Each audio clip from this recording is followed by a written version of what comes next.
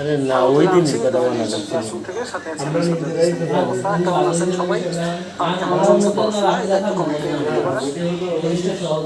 ওই দিন আপনি না করলে কি আপনি গাড়িতে খাওয়া লাগতো না ওই যে গাড়ি আমি এখানে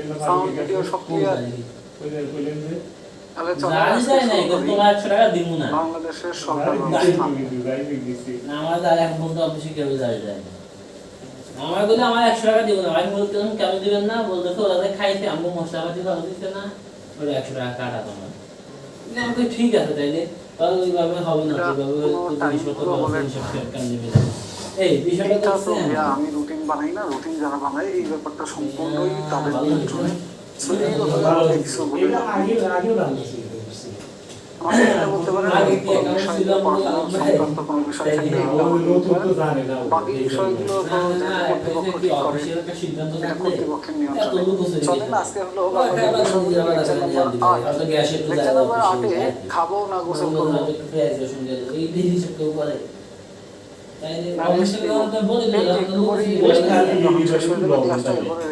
খাবেন, ঘুম দিবেন, সব করবেন। চল শুরু করা যাক। বাংলাদেশের সরকার ব্যবস্থা, সরকার ব্যবস্থা লেকচার নম্বর 8। সরকার ব্যবস্থার শুরুতে এই গুরুত্বপূর্ণ যে কথাটা লিখবেন, শুরু করে দেই নাকি? শুরুতেই লেখেন সরকার। সরকার হলো রাষ্ট্রের অন্যতম গুরুত্বপূর্ণ একটা উপাদান বা রাষ্ট্রের অপরিহার্য মৌলিক যে 4 উপাদান তার একটা অংশ। তো দেখেন, রাষ্ট্রের প্রথমে যদি আমরা বলি যে রাষ্ট্র গঠন করতে উপাদান লাগে কতটি। একটা রাষ্ট্র গঠন করতে, রাষ্ট্র গঠনে মূল উপাদান হলো 4টি। মূল উপাদান 4টি। এই 4টি মূল উপাদান কি কি? 4টি মূল উপাদানের মধ্যে 1 নম্বরে আছে হলো জনগণ বা জনগোষ্ঠীও লিখতে পারেন এদেরকে,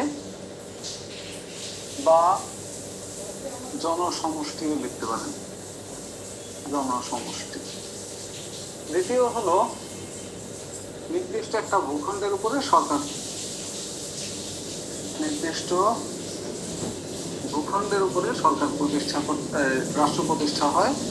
আর 3 নম্বর যে উপাদানটা রাষ্ট্রের সবচেয়ে গুরুত্বপূর্ণ একটা উপাদান, সেটা হলো সার্বভৌমত্ব। এই সার্বভৌমত্ব ব্যতীত কোনো রাষ্ট্র কল্পনা করা যেতে পারে না। 4 উপাদানের মধ্যে সবচেয়ে অপরিহার্য উপাদান হলো একটা রাষ্ট্রের জন্য সার্বভৌমত্ব। সার্বভৌমত্ব ব্যতীত কোনো রাষ্ট্রই কল্পনা করে যেতে পারে না। এবং সর্বশেষ যে উপাদানটা আছে রাষ্ট্রের, ওইটার নাম হলো সরকার। প্রথমে লাগবে নির্দিষ্ট জনসমষ্টি, তারপরে লাগবে নির্দিষ্ট ভূখণ্ড, তারপরে লাগবে আপনার সার্বভৌমত্ব। সার্বভৌমত্ব ব্যতীত কোনো রাষ্ট্র কল্পনা করা যেতে পারে না। এবং সার্বভৌমত্বের পরে যেটা প্রয়োজন সেটা হলো একটা সরকার প্রয়োজন রাষ্ট্র পরিচালনার জন্য। এবং এই সরকার নিয়ে আজকে আমরা পড়বো, সরকার ব্যবস্থা নিয়ে। তো এখানে রাষ্ট্রের কয় প্রকার বা সার্বভৌমত্বের প্রকৃতি অনুযায়ী রাষ্ট্রের প্রকারভেদ। রাষ্ট্র প্রধানত 2 প্রকার, প্রধানত 2 প্রকার। একটা হলো ডি জুরি স্টেট,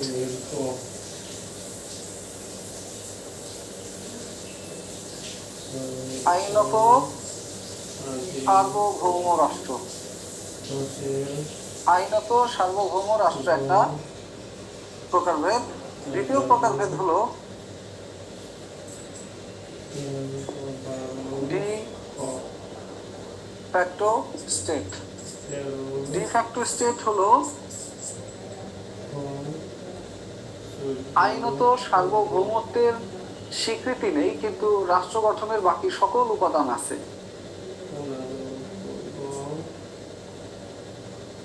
আইনত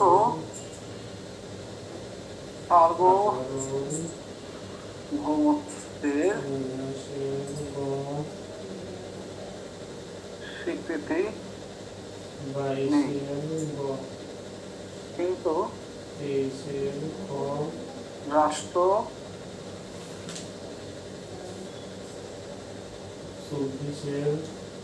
গঠনের বাকি সকল উপাদান উপস্থিত। এরকম রাষ্ট্র আছে কোনটা? যেমন ধরেন ফিলিস্তিন। ফিলিস্তিনের সার্বভৌমত্বের স্বীকৃতি আইনত একেবারে সবাই এখনো দেয়নি। আর ডি জুরি স্টেট যেটা আইনত সার্বভৌম রাষ্ট্র, এরকম রাষ্ট্র বিশ্বের যত রাষ্ট্র আছে এরা মোটামুটি সবাই আইনত সার্বভৌম রাষ্ট্র। হ্যাঁ, আইনত সার্বভৌম রাষ্ট্র আছে যেমন বাংলাদেশ, যেমন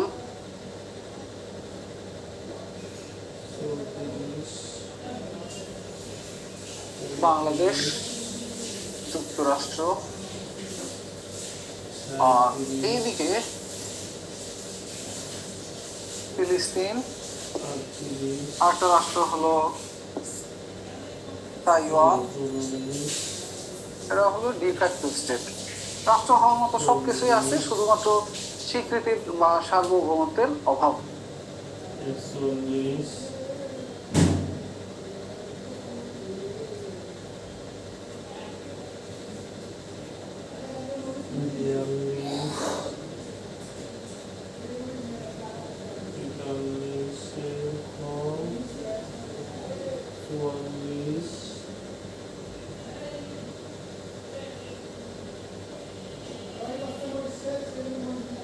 ওকে, ফুল ডিসপ্লে আসেনি। ফুল ডিসপ্লে তো আসছে, ফুল ডিসপ্লে আসে না?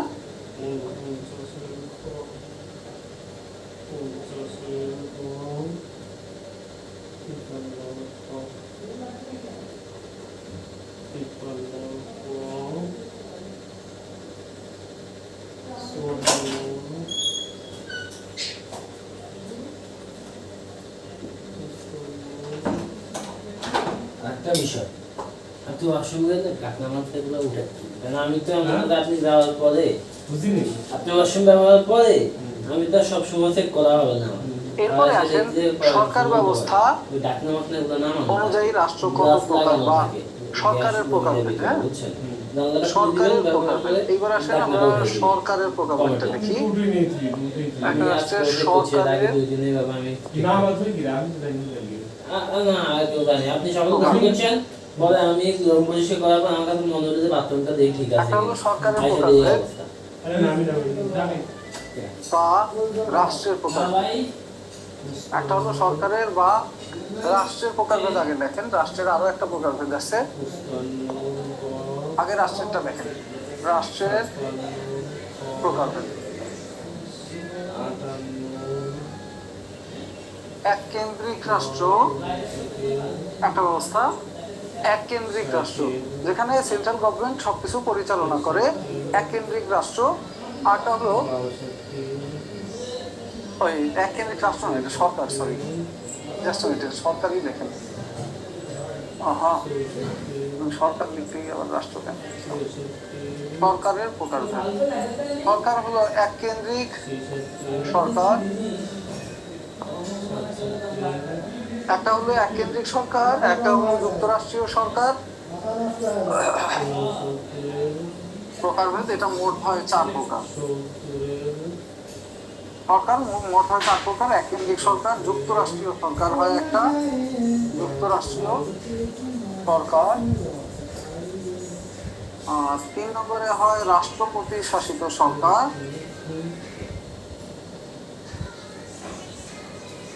রাষ্ট্রপতি শাসিত সরকার। এবং 4 নম্বর প্রকারভেদ হলো মন্ত্রিপরিষদ শাসিত সরকার,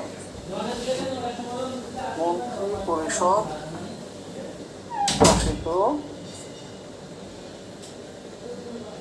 সরকার বা সরকার ব্যবস্থা। এই 4 প্রকার হলো সরকারের প্রকারভেদ।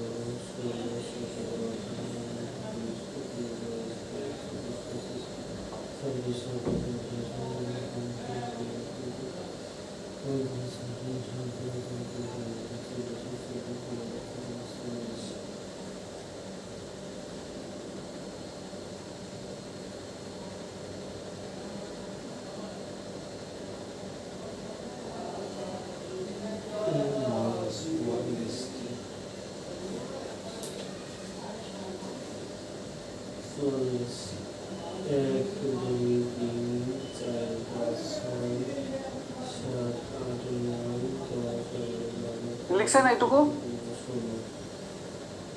এখানে দেখেন রাষ্ট্রগুলোর এখন উদাহরণ দেখেন, যেমন এককেন্দ্রিক সরকার আছে হলো বাংলাদেশে, এক কক্ষ বিশিষ্ট আইনসভা যাদের তাদেরকে বলা হয় এককেন্দ্রিক সরকার। আর যুক্তরাষ্ট্রীয় সরকার আছে ভারতে। অর্থাৎ এখানে সরকার ব্যবস্থায় দেখবেন, ভারতের সরকার ব্যবস্থায় কেন্দ্রীয় সরকার একটা, আটটা সরকার হলো প্রাদেশিক সরকার। এই দুই সরকার মিলে যুক্তরাষ্ট্রীয় সরকার ব্যবস্থা গঠিত হয়। রাষ্ট্রপতি শাসিত সরকার ব্যবস্থা, এটার উদাহরণ আছে যেখানে রাষ্ট্রপতি সর্বেসর্বা, আর এখানে কেন্দ্রীয় সরকার এবং প্রাদেশিক সরকার নিয়ে গঠিত হয় যুক্তরাষ্ট্রীয় সরকার ব্যবস্থা। আর এককেন্দ্রিক সরকার ব্যবস্থা এককেন্দ্রিক আইনসভার মাধ্যমে পরিচালিত হয়। আর রাষ্ট্রপতি শাসিত সরকার ব্যবস্থা আছে যুক্তরাষ্ট্রের রাষ্ট্রপতি নির্বাহী প্রধান। এবং মন্ত্রিপরিষদ শাসিত সরকার ব্যবস্থা, এটা আছে হলো আমাদের বাংলাদেশ, ভারত, যুক্তরাষ্ট্র, বাংলাদেশ, ভারত, যুক্তরাজ্য, এদের সবখানে আছে।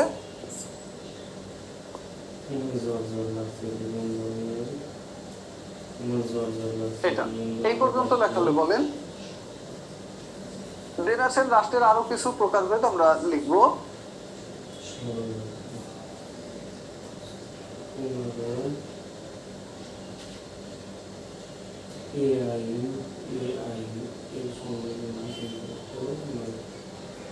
এরপরে আরেকটা প্রকারভেদ সরকারের লিখতে পারেন, এককেন্দ্রিক আর যুক্তরাষ্ট্রীয় মধ্যে। এককেন্দ্রিক যুক্তরাষ্ট্রীয় ভালো কোনটা, এটার বিষয়টা ওরকম না যে এটা ভালো এটা খারাপ, তা না। ব্যাপারটা হলো এককেন্দ্রিক সরকার ব্যবস্থায় হয় কি, সকল অঞ্চলগুলোর উপরে সমান গুরুত্ব থাকে। আর যখন প্রাদেশিক সরকার থাকে, দেখা যায় যাদের প্রাদেশিক সরকারের মন্ত্রিপরিষদটা ভালো হয়, তাদের সরকার তো অনেক উন্নত হয়, তাদের অঞ্চলে কাজকর্ম হয়। আর যেই অঞ্চলে প্রদেশগুলোর সরকার ভালো না হয়, তাদের জন্য একটা বিপদ হয়। এ আর কিছুই না। অর্থনীতির ভিত্তিতে রাষ্ট্র দুই প্রকার, এটা লেখেন।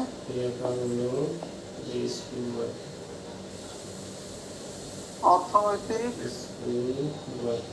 ভিত্তিতে রাষ্ট্র দুই প্রকার। কি? একটা হলো সমাজতান্ত্রিক রাষ্ট্র ব্যবস্থা,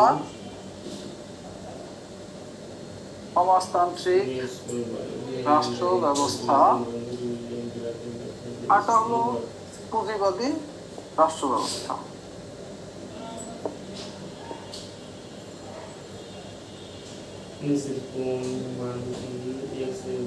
এছাড়াও অপ্রধান কিছু সরকার ব্যবস্থা আছে, যেমন ইসলামিক সরকার ব্যবস্থা। বাট প্রধান সরকার ব্যবস্থার প্রকার দুইটাই হয়। একটা সমাজতান্ত্রিক, এটা আছে ধরেন কিউবায় পরিপূর্ণ সমাজতান্ত্রিক সরকার আছে। এছাড়াও সমাজতান্ত্রিক ব্যবস্থা আছে চীন, রাশিয়া, এই দেশগুলো সমাজতান্ত্রিক সরকার ব্যবস্থা প্রচলিত আছে। আর পুঁজিবাদী রাষ্ট্র ব্যবস্থা, পুঁজিবাদী রাষ্ট্র ব্যবস্থা আছে কাদের, দেখেন যুক্তরাষ্ট্র, ফ্রান্স, ব্রিটেন, এদের সরকার ব্যবস্থা হলো পুঁজিবাদী সরকার ব্যবস্থা বা পুঁজিবাদী রাষ্ট্র ব্যবস্থা। দেখছেন, এইটুকু লেখা হলে বলেন পুঁজিবাদী রাষ্ট্র ব্যবস্থা।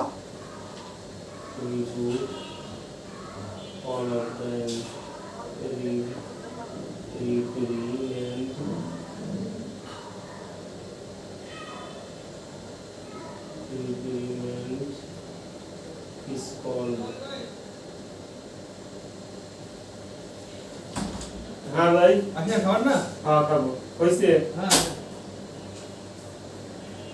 ওকে, এই পর্যন্ত লেখা হলে আসেন। এখন রাষ্ট্রের প্রধান বিভাগ বা রাষ্ট্রের প্রধান ভাগ হলো তিনটি। রাষ্ট্রের প্রধান ভাগ হলো তিনটি। একটা হলো কি নির্বাহী বিভাগ, যারা রাষ্ট্র পরিচালনা করে। রাষ্ট্র পরিচালনা অনুযায়ী রাষ্ট্রের প্রধান বিভাগ হয় তিনটি। লিখছেন এই পর্যন্ত? আসেন, রাষ্ট্রের বিভাগ, রাষ্ট্র পরিচালনার ভিত্তিতে একটা রাষ্ট্রের বিভাগ হয় তিনটি, বা তিনটি বিভাগের মাধ্যমে একটা রাষ্ট্র পরিচালিত হয়। তিন বিভাগের মধ্যে আছে প্রথমে আইন বিভাগ বা আইন সভা, দ্বিতীয় ভাগ হলো আমাদের বিচার বিভাগ। সরকার ব্যবস্থা বা এর মূল বিভাগ তিনটি। এক নম্বরে হলো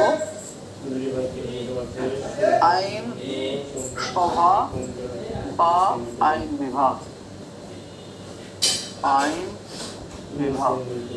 দুই নম্বরে হলো নির্বাহী বিভাগ বা শাসন বিভাগ। তিন নম্বরে হলো নির্বাহী বিভাগ। বাংলাদেশ হলো পুঁজিবাদী না, বাংলাদেশ মিশ্র অর্থনৈতিক ব্যবস্থা প্রচলিত আছে।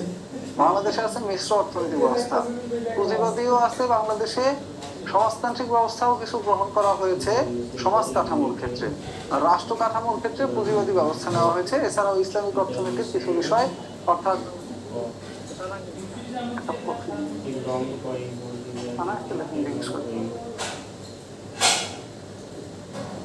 এরপরে আরেকটা বিভাগের নাম হলো বিচার। এইগুলো রাষ্ট্রের তিন বিভাগ। এখন আসলে এই বিভাগগুলো আমরা বিস্তারিত বলি।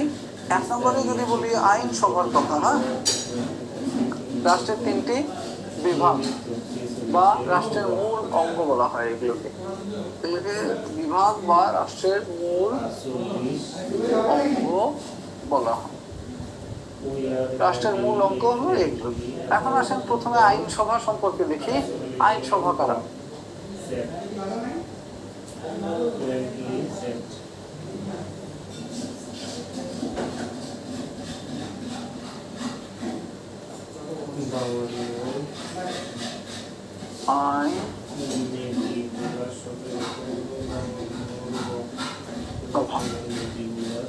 আইনসভার প্রধানকে দেখেন, আইনসভা বলা হয় জাতীয় সংসদকে। আইনসভা গঠিত হয় নির্বাচিত সংসদ সদস্যদের। এরা হয় দুই প্রকার। আবার নির্বাচিত সংসদ সদস্য যাদের এক কক্ষ বিশিষ্ট আইনসভা, সেক্ষেত্রে হয় এদেরকে বলা হয় এমপি বা মেম্বার অফ পার্লামেন্ট। আর যেখানে দুই কক্ষ বিশিষ্ট আইনসভা, সেখানে দুই প্রকার লোকজন থাকে, এক প্রকার হলো এমএলএ, এক প্রকার হলো এমএনএ। দেখেন এই সংসদ সদস্য কারা কারা হয়, এদের প্রকারভেদগুলো দেখেন। এগুলো ফুল মিনিংটা একটু লিখে দেন। এমপি মানে হলো মেম্বার অফ পার্লামেন্ট, আর এমএলএ মানে হলো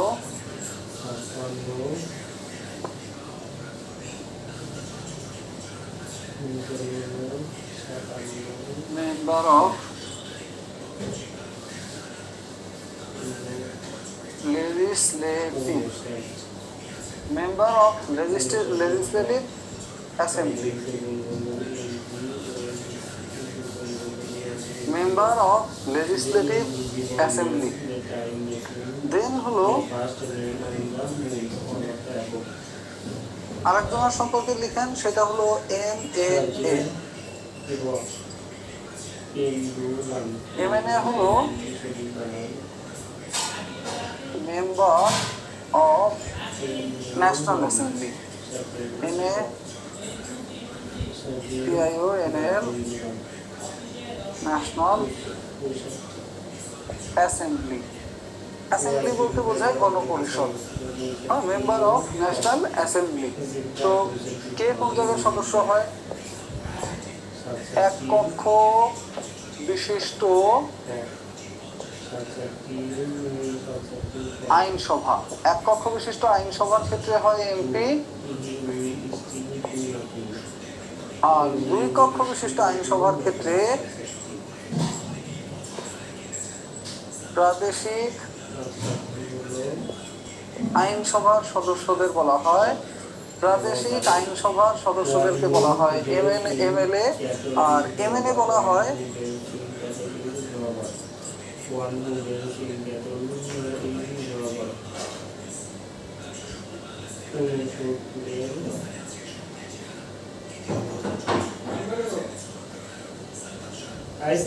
কেন্দ্রীয় সরকারের সদস্য যারা আছে, বা কেন্দ্রীয় আইনসভা যেটা, অর্থাৎ জাতীয় পরিষদ। একটা হলো প্রাদেশিক পরিষদের আইনসভা, আর একটা হলো জাতীয় পরিষদের আইনসভা। জাতীয় পরিষদ লিখে নেন, তাহলে ভালো হয়। জাতীয়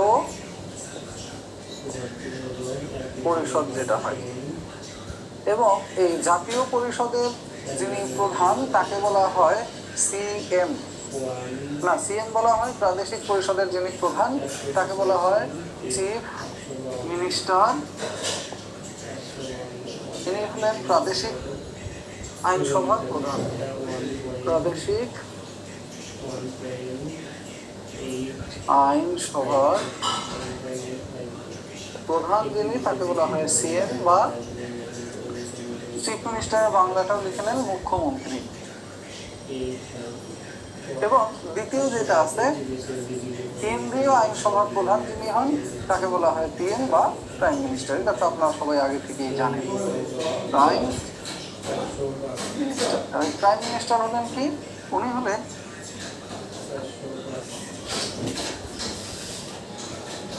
কেন্দ্রীয় পরিষদ বা জাতীয় পরিষদের প্রধান ব্যক্তি। কেন্দ্রীয় পরিষদ। বাংলাদেশের খেলাটা তো দেখতে পারলাম না। দেখেন খেলা, কে নিষেধ করছে? দেখতে লাগেন খেলা, নিষেধ তো কেউ করেনি। বহু খেলা পাবেন জীবনে। খেলা টিভিতে না দেখে খেলা মাঠে গিয়ে দেখবেন, খেলা যখন বিশ্বকাপ হয় লন্ডন গিয়ে দেখবেন, বহু কিছু করতে পারবেন জীবনে ফিনান্সিয়াল স্টেবিলিটি আসলে। উইদাউট ফিনান্সিয়াল স্টেবিলিটি ওই খেলাটাও দেখার সামর্থ্য, ধরেন আপনার নেট কেনার, এমবি কেনার পয়সা নেই, কারণ উইদাউট ফিনান্সিয়াল স্টেবিলিটি ওইটাও দেখতে পারবেন না। মানুষের চায়ের দোকানে গিয়ে উকি দিয়ে দেখা লাগবে। হ্যাঁ, তো একটা পুরুষ মানুষের জীবনে, আপুরা যারা আছেন তাদের জন্য অবভিয়াসলি, বাট পুরুষের জন্য উইদাউট ফিনান্সিয়াল স্টেবিলিটি একটা পুরুষের পৃথিবীতে কোনো দাম নাই। আপনি যত গ্রাজুয়েশন করেন, যা করেন, সব শেষ করে ফেলেন, কোনো দাম নাই যতক্ষণ আপনার পকেট ভারী না হবে। ওই ডিগ্রি কাগজই থেকে যাবে। এটাই হলো ক্রুয়েল রিয়েলিটি। আপনার ডিগ্রি শুধু ডিগ্রি থেকে যাবে। তাহলে আপনি যত বড় ডিগ্রি নেন, যেই সাবজেক্টে নেন, যাই করেন, এলাকায় এলে মানুষ বলবে কি করো বেকার। তাহলে আপনি গিয়ে যুক্তরাষ্ট্র থেকেও ডিগ্রি করে আসেন, অক্সফোর্ড, ক্যামব্রিজ, হার্ভার্ডেরও ডিগ্রি আপনার থাকে, পয়সা যতক্ষণে না কামাতে পারতেছেন, আর কোনো কিছুই না, সব মিথ্যা। যেই কাগজটা ইনকাম করছেন ওই কাগজটার সাথে আরো কিছু কাগজপত্র ইনকাম করতে হবে আর কি। সার্টিফিকেটের কাগজের পাশাপাশি ছোট ছোট কাগজে ইনকাম করতে হবে, তখন ওইগুলোর ভ্যালু আসবে। আসেন খেলা দেখবেন, জীবনে বহু খেলা দেখবেন। পয়েন্ট ক্যাডার হলে তখন তো মনে চাইলেই ঘুরে গিয়ে খেলা দেখে আসবেন। পয়েন্ট ক্যাডারদের রেড পাসপোর্ট হয়। রেড পাসপোর্ট কি জানেন? রেড পাসপোর্ট হলো তাদের জন্য শুধুমাত্র আমরা যেরকম বাসের টিকিট কাটি ওরকম প্লেনের টিকিট কেটে কোনো দেশে গেলেই হয়। জাস্ট ওই দেশে নামার পরে অনারাইভাল ভিসা, তাদের ভিসার জন্য কোথাও বসে থাকা লাগে না। আর সরকারি কর্মকর্তা কর্মচারী যারা, তাদের জন্য ভিন্ন পাসপোর্ট, বাট তাদেরটা অফিস থেকে অর্ডার নিতে হয়, অফিস অর্ডারই তাদের ভিসা। কত রাষ্ট্রীয় প্রোটোকলের সফর পাবেন, মাছ ধরতে যাবেন, আলু চাষ করতে যাবেন, তাই না, পুকুর খনন করতে যাবেন, কত কাজে বিদেশ যাবেন তখন। এক ভাই আছে পরিচিত, উনি হলো 28 BCS এর ক্যাডার, পুলিশ ক্যাডার। উনি এই কয়েকদিন আগে যুক্তরাষ্ট্র থেকে সফর করে আসছে, একটা নিরাপত্তা বিষয়ক সফর। তো সে আসার সময় একটা ঘড়ি নিয়ে আসছে। আমি বলতেছে এই ঘড়িটা হলো জানো কয় টাকার? আমি বললাম কত? বলছে 1,28,000 টাকার মতো পড়ে বাংলাদেশ টাকায়। এটা তাকে ওই দেশি একজন গিফট দিছে, বাংলাদেশি একজন, সে ওখানে থাকে, তার বাসায় গিয়ে উঠছিল, আসার আগে ওটা সে তাকে গিফট দিছে, বুঝছেন? বিকাম ফরেন, আচ্ছা, my dream to become foreign. Foreign কি? ওকে, এরপরে আসেন, এটা গেল আইনসভার প্রাথমিক কথাবার্তা। এরপরে আসেন আইনসভা কিভাবে গঠিত হয়, আইনসভা কার অধীনে থাকে, এই সম্পর্কিত কথাবার্তা লেখেন। আইনসভা স্পিকারের অধীন, স্পিকারের অধীনে থাকে। ভাই আপনারা কি রাগ করেন এই কথাবার্তা বললে? রাগ করেন আপনারা? এটা কিন্তু সত্য কথা, বাস্তবতার আঙ্গিকে বলতেছি।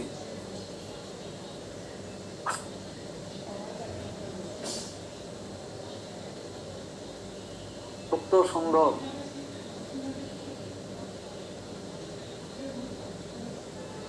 অনুপ্রেরণা পাই, আচ্ছা ওকে।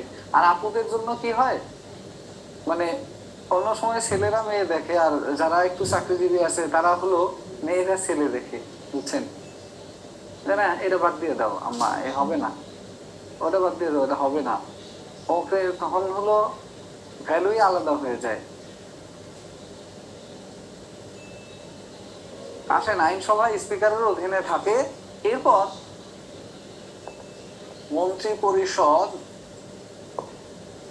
মন্ত্রী পরিষদ আইনসভার নিকট দায়ী থাকে, আইনসভার নিকট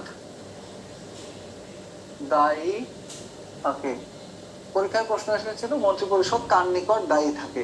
মন্ত্রী পরিষদ এই আইনসভার নিকট দায়ী থাকে। মন্ত্রী পরিষদ হলো বড় বড় মন্ত্রীদের নিয়ে গঠন করা হয়, আর আইনসভা মানে এখানে একেবারে যত সংসদ সদস্য আছে 350 জন, এরা সবাই থাকে। এরপর এইখানে আরেকটা জিনিস লিখে রাখতে পারেন, সেটা হলো বাংলাদেশের আইনসভা এক কক্ষ বিশিষ্ট। এটা একেবারে কমন একটা কথা, সবাই জানেন।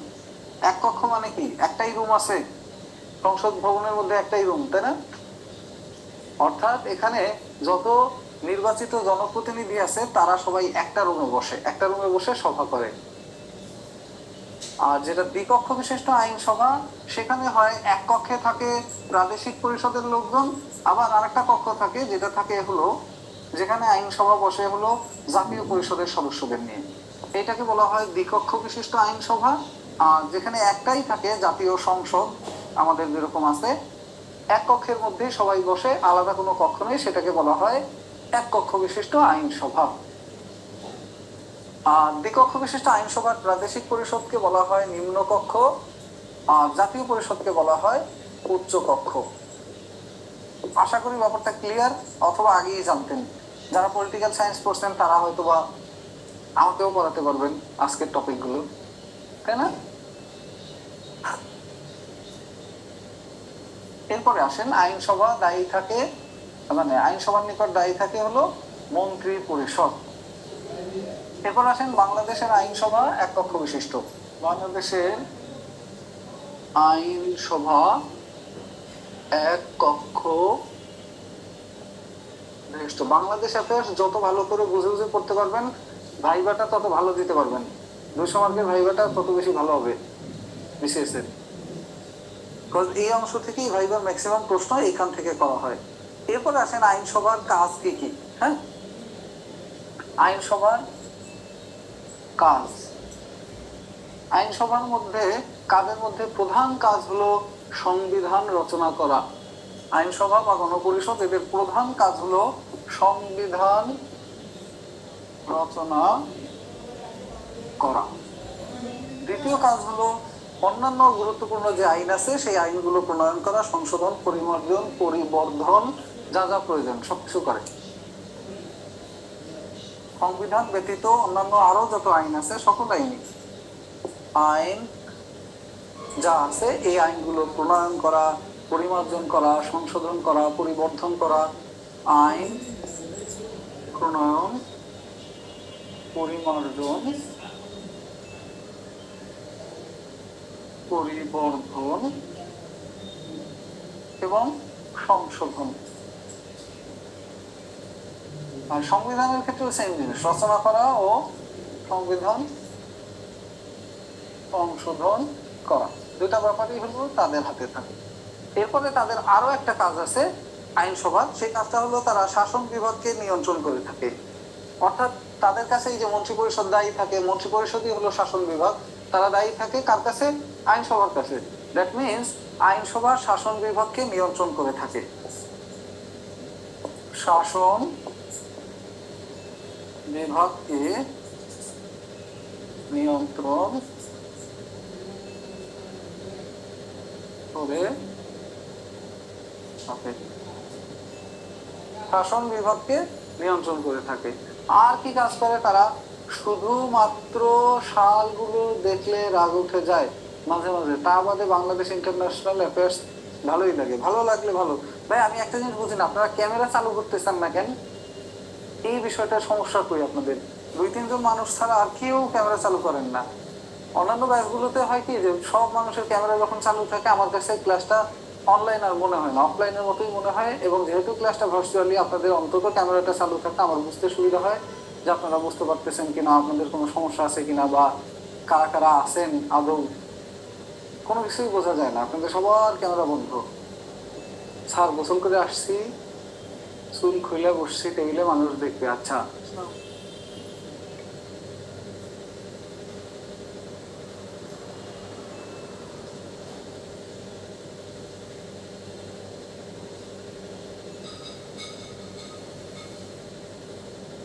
ওকে,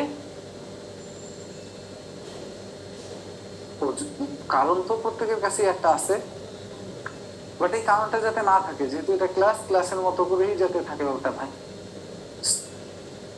ভাই ক্যামেরা চলে যায়। হ্যাঁ ক্যামেরা আছে মাথায়। দেখেন এরপরে শাসন বিভাগকে নিয়ন্ত্রণ করা ব্যতীত আরো একটা কাজ করে, তারা বাজেট পাস করে থাকে। এই আইনসভা রাষ্ট্রের বাজেট পাস করে থাকে। রাষ্ট্রের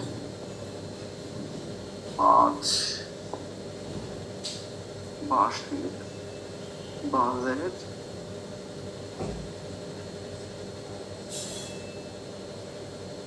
প্রণয়ন করে বা বাজেট পাস করার দায়িত্ব এটাও আইনসভার হাতে।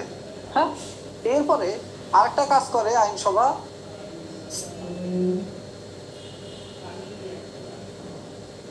আচ্ছা আইনসভার কাজ আর কিছু না লিখলেও চলবে, এগুলো শুধু এইটুকুই লিখে রাখেন, এই কাজটা লিখে রাখেন। এরপর আসেন আইনসভার একটু বিস্তারিত, বাংলাদেশের আইনসভার সম্পর্কে। বাংলাদেশের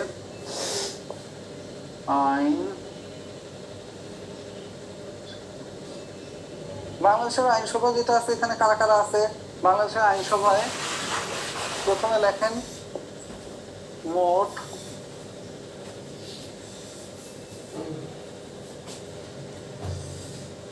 আসন সংখ্যা 350, যার মধ্যে সাধারণ আসন 300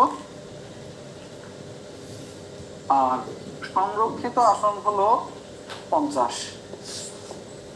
সংরক্ষিত আসন থাকে 50টি। সংরক্ষিত আসন 50টি। এর মধ্যে সর্বপ্রথম 1 নং আসন কোনটা? 1 নং আসন হলো বাংলাদেশের পঞ্চগড়। আর 300 নম্বর আসন কোনটা? 300 নম্বর আসন হলো বান্দরবন।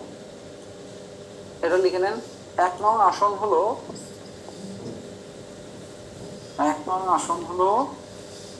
পঞ্চগড়। এটা দিয়ে কিন্তু পরীক্ষার প্রশ্ন এসেছিল বিসিএসে। 2 নং 300 নং আসন হলো বান্দরবান।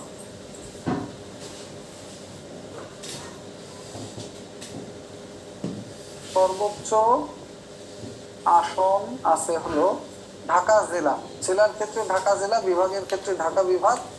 আর সিটি কর্পোরেশনের ক্ষেত্রে ঢাকা সিটি কর্পোরেশন, ঢাকা জেলা, ঢাকা বিভাগ, আর সিটি কর্পোরেশনের ক্ষেত্রে ঢাকা সিটি কর্পোরেশন, যেটাই আসুক হোয়াটএভার, যেটাই আপনাকে প্রশ্ন করুক সবই ঢাকা, সবই হলো ঢাকা।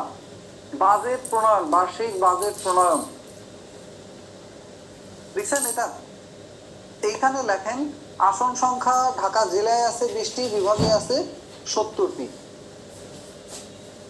জেলায় আছে 20টি, বিভাগে আছে 70টি, এবং সিটি কর্পোরেশনে আছে হলো 15টি, যার মধ্যে ঢাকা দক্ষিণে আছে 8 আসন এবং ঢাকা উত্তরে আছে 7 আসন।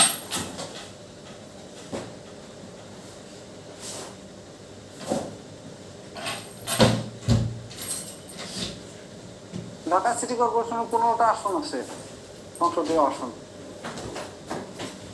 এরপর একটি করে আসন আছে কোথায়? এটা পরীক্ষার প্রশ্ন এসেছিল, কোন বিসিএস যেন আমার মনে নেই, 37-38 কোন একটাই হবে, যেখানে বলা ছিল যে একটি আসন আছে নিচের কোন জেলায়, জাতীয় সংসদের একটি আসন। তাহলে একটি করে আসন আছে, একটি করে আসন আছে হলো সংসদীয় 3 জেলায়। জেলা 3টা কি কি? এই 3 জেলার মধ্যে 1 নম্বর জেলা হলো খাগড়াছড়ি, 2 নম্বর জেলা হলো রাঙামাটি, 3 নম্বর জেলা হলো বান্দরবান। রাঙামাটি, খাগড়াছড়ি, বান্দরবান, এই 3 জেলায় আছে সংসদীয় আসন একটি করে। 3 জেলার সংসদীয় আসন সংখ্যা একটি। এই হলো আমাদের মোটামুটি গুরুত্বপূর্ণ যে বিষয় আছে।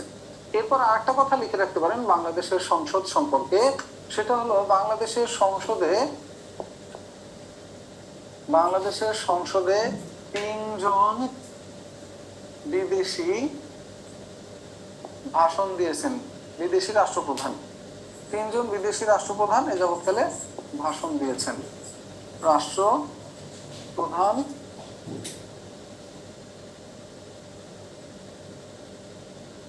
সংসদে 3 জন বিদেশি রাষ্ট্রপ্রধান এ যাবৎকালে ভাষণ দিয়েছেন। 3 জন কারা কারা বলতে পারবেন? একজনের নাম হলো জোসেফ মার্শাল টিটো, সাবেক যুগোস্লাভিয়ার president. Joseph martial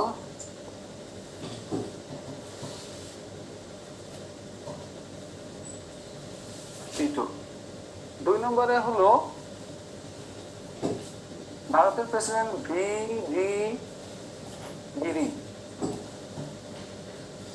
Venkateswara Giri, VV Giri. আরেকজন হলেন প্রণব মুখার্জি, এরা 3 জন বাংলাদেশের জাতীয় সংসদে ভাষণ দিয়েছেন। এই 3 জনের নাম লিখে রাখেন, বিদেশি রাষ্ট্রপ্রধান যারা ভাষণ দিয়েছেন বাংলাদেশের জাতীয় সংসদে।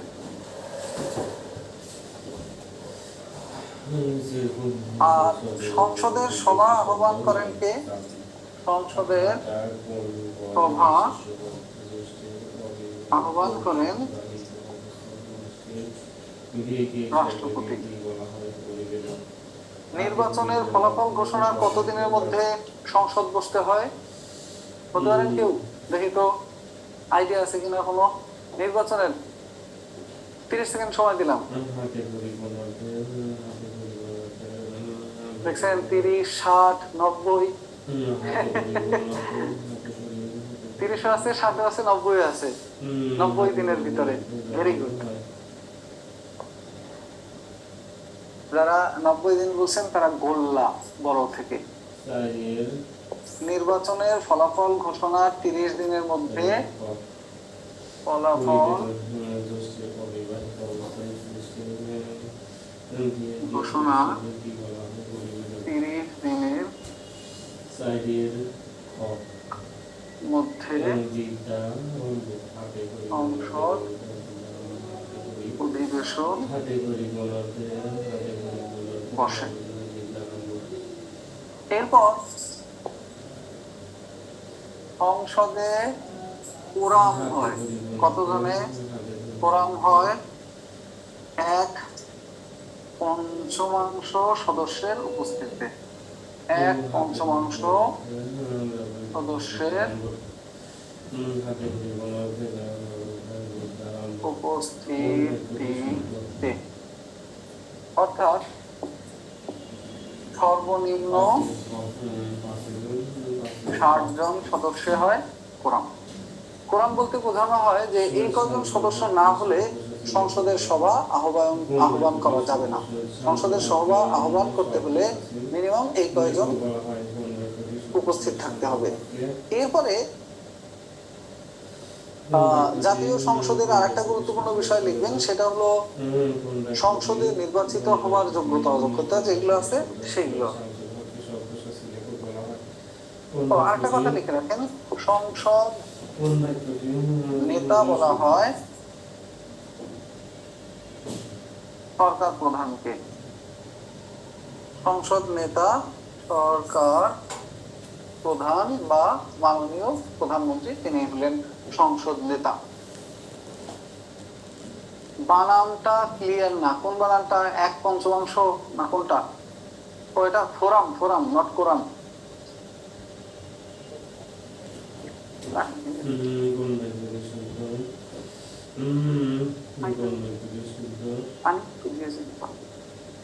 বোতল আছে ওই রকম বড় বড় বোতল আছে,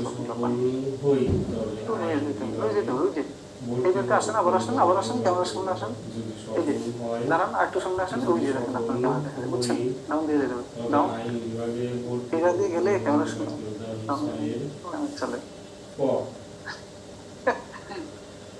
আসেন দেন কি বলতেছি, আমরা যেন কইছিলাম সংসদের কোরাম আর হলো সংসদ নেতা। বর্তমানে কোন সংসদ আছে চলমান? নবম, দশম, একাদশ, দ্বাদশ।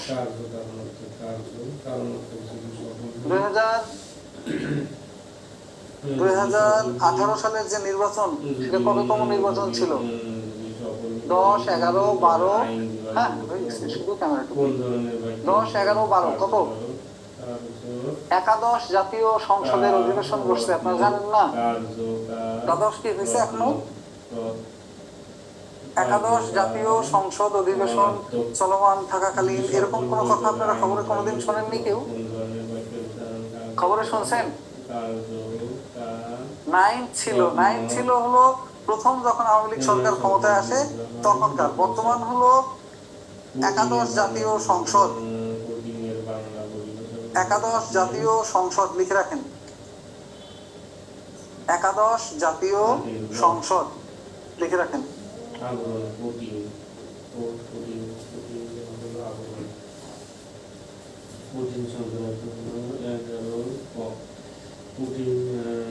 একাদশ জাতীয় সংসদ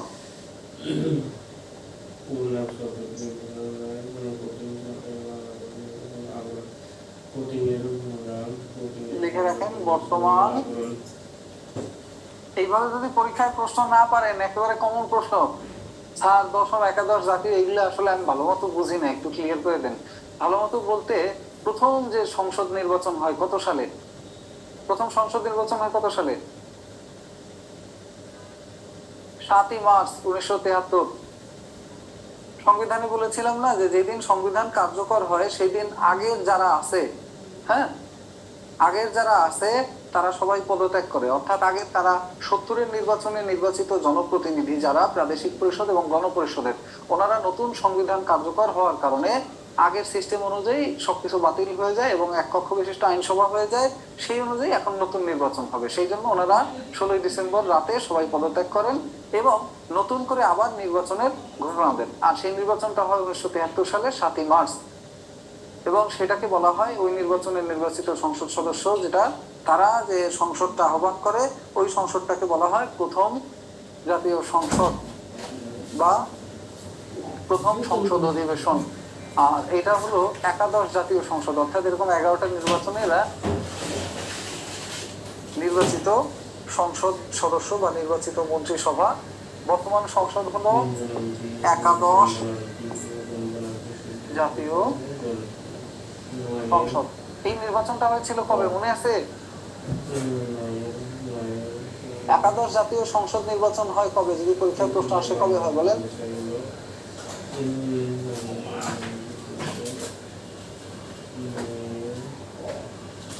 2019 সালের জানুয়ারি মাসে হলো এদের শপথ হয়েছিল 7 জানুয়ারি, আর 2018 31 ডিসেম্বর এই ইলেকশনটা হয়েছিল। এখানে আরো কিছু কথাবার্তা লিখে রাখেন।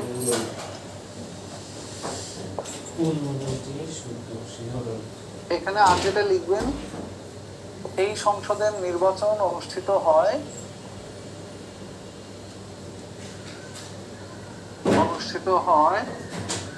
31 ডিসেম্বর 2018। এবং এই সংসদের সম্পর্কে আরো একটা কথা যেটা লিখবেন, এই সংসদের শপথ গ্রহণ অনুষ্ঠিত হয় 7 জানুয়ারি। এই সংসদের শপথ গ্রহণ অনুষ্ঠিত হয় 7 জানুয়ারি। 7 জানুয়ারি।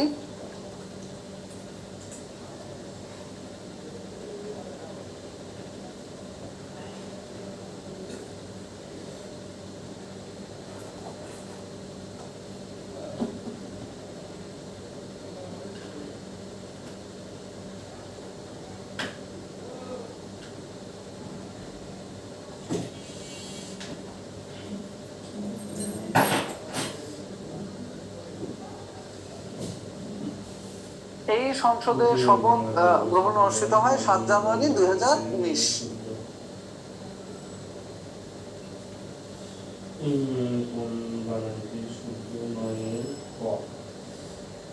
পাঁচ জানুয়ারি 2019 দেখে নেন।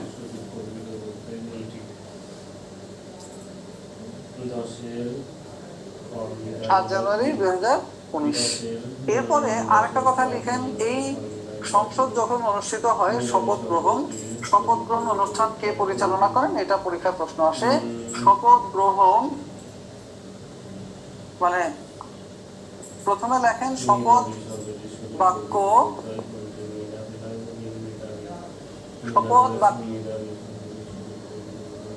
শপথ বাক্য পাঠ করান কে?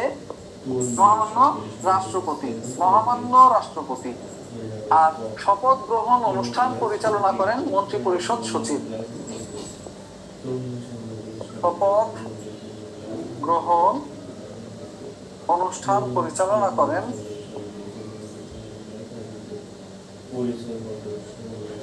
ওয়ালাইকুম আসসালাম। শপথ গ্রহণ অনুষ্ঠান পরিচালনা করেন মন্ত্রী পরিষদ সচিব।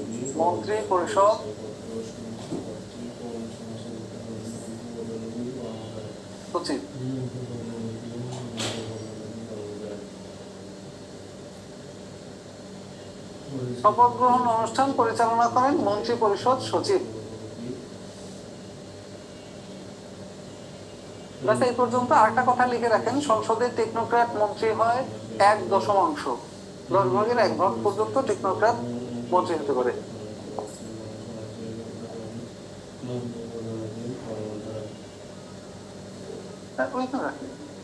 সংসদে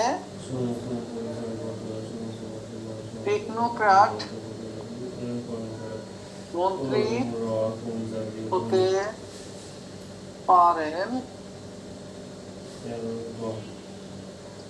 সর্বোচ্চ 1/8। এবং বর্তমানে টেকনোক্র্যাট মন্ত্রী আছে কতজন বলতে পারেন?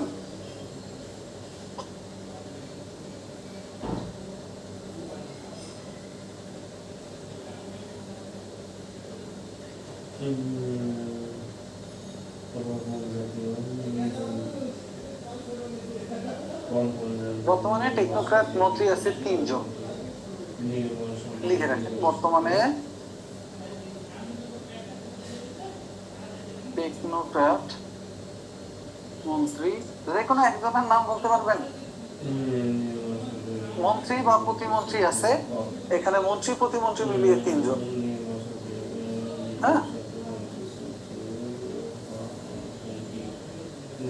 হ্যাঁ, তথ্য প্রযুক্তি প্রতিমন্ত্রী না, উনি মন্ত্রী, তথ্য প্রযুক্তি মন্ত্রী ইয়াফেজ ওসমান। উনি একজন আছেন, আর একজন আছেন ডক্টর শামসুল আলম, পরিকল্পনা বিষয়ক প্রতিমন্ত্রী। প্রতিমন্ত্রী কেন হয়? একটা বিভাগের প্রতিমন্ত্রী হয় তখন যেই বিভাগগুলো সরাসরি প্রধানমন্ত্রীর আওতায় থাকে, ওই বিভাগগুলোর মন্ত্রী প্রধানমন্ত্রী নিজেই। যার কারণে ওই বিভাগগুলোতে যারা মন্ত্রী হয়ে আসেন আলাদা করে, তাদেরকে বলা হয় প্রতিমন্ত্রী। পূর্ণমন্ত্রী হিসেবে ওই বিভাগগুলোতে প্রধানমন্ত্রী থাকেন। সেগুলো কোন কোন বিভাগ আমরা একটু পরেই দেখবো, নির্বাহী বিভাগ যখন আলোচনা করব এটার মধ্যে। এই ছিল মোটামুটি আমাদের আইনসভা সম্পর্কের যে কথাবার্তা। এরপরে আরো কিছু কথা আছে, নামগুলো লিখে দিব। এই নাম থাকবে না তো আপনাদের পরীক্ষার সময়, এই নাম নাও থাকতে পারে। আবার সামনে ইলেকশন আসতেছে, মন্ত্রী পরিষদ চেঞ্জ হয়ে যাবে, তখন এরা কেউ টেকনোক্র্যাট মন্ত্রী থাকবে না। জাস্ট বলার জন্য বললাম।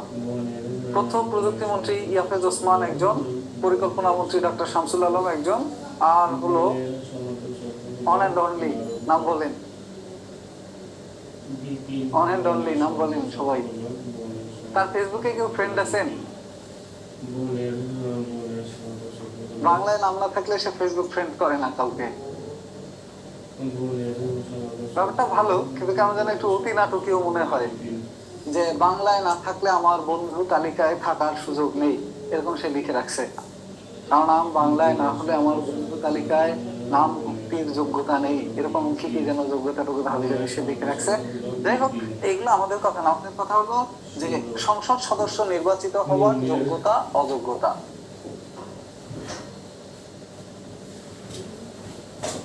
নির্বাচিত হবার যোগ্যতা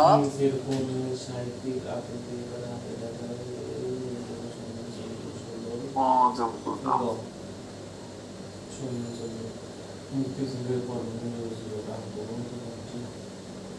প্রথম কি বয়স হতে হবে কত বছর? 100 বছর।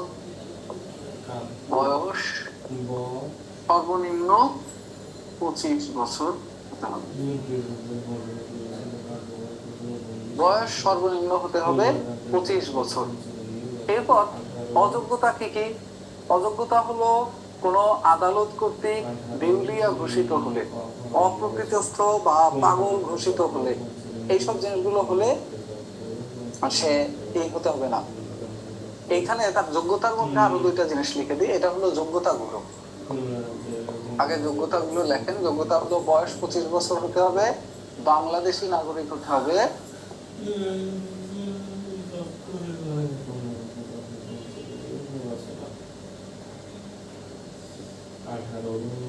বাংলাদেশি নাগরিক হতে হবে। লেখেন বাংলাদেশি নাগরিক হতে হবে, বাংলাদেশি নাগরিক হতে হবে এবং মিনিমাম এডুকেশনাল কোয়ালিফিকেশন এইচএসসি থাকা উচিত না? এগুলো এইচএসসি টেস্টে দেখে হয়। এরপরে আরেকটা জিনিস লেখেন যে ভোটার তালিকায় নাম অন্তর্ভুক্ত থাকতে হবে। ভোটার তালিকায়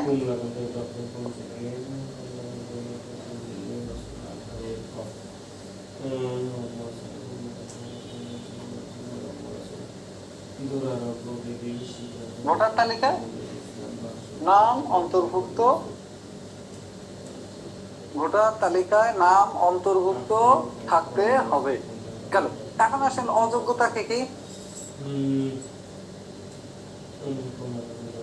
অযোগ্যতা কি কি? অযোগ্যতা হলো কোন আদালত কর্তৃক অপ্রকৃতিস্থ ঘোষিত হলে, অপ্রকৃতস্থ মানে সে পাগল, হ্যাঁ, কোন উপযুক্ত আদালত কর্তৃক অপ্রকৃতস্থ ঘোষিত হলে,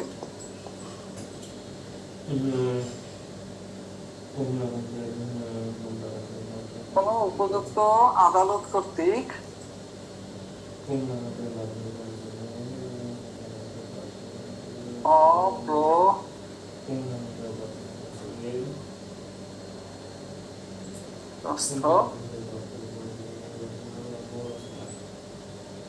আচ্ছা ঘোষিত, হ্যাঁ ঠিক আছে, কোন উপযুক্ত আদালত কর্তৃক অপ্রকৃতস্থ ঘোষিত হলে। এরপরে আরেকটা জিনিস হলো যদি সে দেউলিয়া ঘোষিত হয়, হ্যাঁ, দেউলিয়া ঘোষিত মানে সে কোনো জায়গা থেকে লোন নিয়েছে এই বহু মানুষের লোন আছে, 500 কোটি টাকা লোন নিয়ে সে নিজে নিজে দেউলিয়া হয়ে যায়। ধরেন আমি লোন নিলাম 500 কোটি টাকা একটা কারখানা স্থাপনের জন্য, নেওয়ার পরে আমি ওই কারখানাটা জাস্ট 1 কোটি টাকা দিয়ে একটা সেট আপ দিলাম, বিল্ডিং টিল্ডিং তুলে একটা মোটামুটি প্রস্তুতি নিয়ে দেখাইলাম যে এটা আমার কারখানা, বা ধরেন 10 কোটি খরচ করলাম, করে আর বাকিটা আমি অন্য জায়গায় লুকিয়ে রাখলাম। রাখার পরে আমি বললাম যে আমি তো শেষ, কি হয়েছে, আমার ধ্বংস হয়ে গেছে, শেষ, আমি দেউলিয়া হয়ে গেছি। এখন ওরা দেখবে যে আপনার ব্যাংক অ্যাকাউন্টে পয়সা করে আসে কিনা, দেখবে না কিছুই নাই, একেবারে গরিব বেচারি মিসকিন।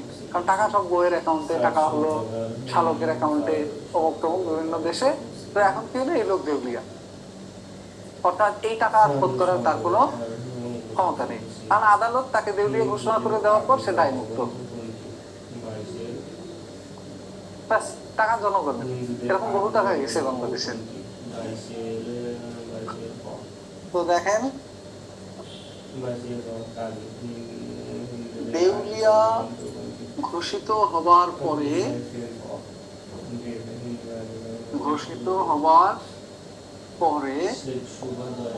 দায় থেকে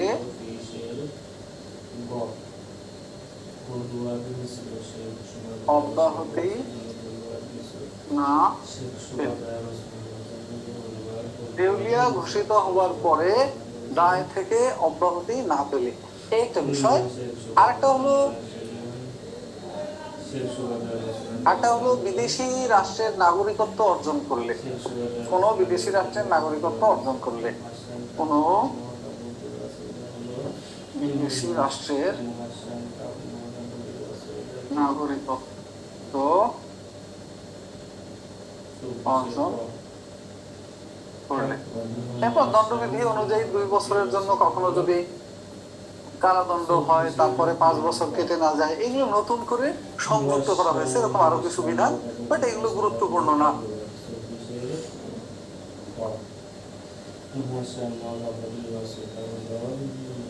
আর একটা কথা গুরুত্বপূর্ণ, সেটা হলো প্রজাতন্ত্রের কোনো লাভজনক পদে কর্মরত থাকলে, ধরেন আপনি একই সাথে পুলিশের এসপি, এখন বললেন আমি সাথে একটা ইলেকশন করে একবারে এমপিটাও হয়ে থাকি, এই সুযোগটা নেই আর কি, দুইটা একবারে পোস্ট আপনি হোল্ড করতে পারবেন না। প্রজাতন্ত্রের কোন লাভজনক পদে কর্মরত, প্রজাতন্ত্রের কোন লাভজনক পদে কর্মরত থাকলে, এমপি হলে পরে এসপি হওয়া যাবে, বয়স থাকলে তো হওয়াই যাবে, তাই না? 25 বছরে এমপি হলেন, 3 বছর এমপি থাকলেন, তারপরে এগুলো সব বাদ দিয়ে বিসিএস এর বইপত্র কিনে একসেট বিদ্যাবাড়ি কোচিং এ ভর্তি হবেন, ব্যাস 1 বছর পর বিসিএস এর রেজাল্ট দিলে 30 বছরের আগে আবার এসপি হয়ে গেলেন। এর সিনেমায় সম্ভব। সিনেমার নায়কটা দেখেন না, যে 1 মাসের মধ্যে পরেই বিসিএস ক্যাডার হয়ে যায়, আর এদিকে আমাদের মাথার চুল টুল সব উঠে যায় পড়তে পড়তে, বছরের পর বছর লেগে যায়। এই পর্যন্ত শেষ, এইখানে শেষ, আর কিছুই দরকার নেই। আইনসভার পরে নেক্সট আসেন হলো আইনসভা সম্পর্কে সংবিধানের কোথায় বলা আছে, 65 নম্বর অনুচ্ছেদ থেকে 93 নম্বর অনুচ্ছেদ হলো আইনসভা সম্পর্কে বলা আছে। সংবিধানের 65 থেকে 93 নম্বর অনুচ্ছেদে আইনসভা সম্পর্কে বিস্তারিত বলা আছে। এখানে আর একটা কথা লিখতে পারেন, ভোটার হওয়ার ন্যূনতম যোগ্যতা, এই আইনসভায় যারা ভোট দেয়।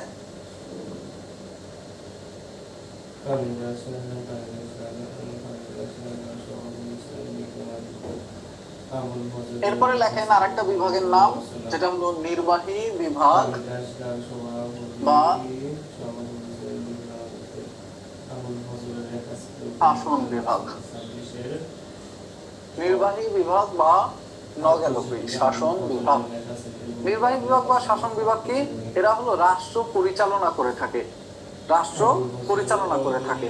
দেখেন যে সকল নির্বাহী কার্যক্রম গৃহীত হয় রাষ্ট্রপতির নামে, রাষ্ট্রের সকল নির্বাহী কার্যক্রম গৃহীত হয় রাষ্ট্রপতির নামে। রাষ্ট্রের সকল নির্বাহী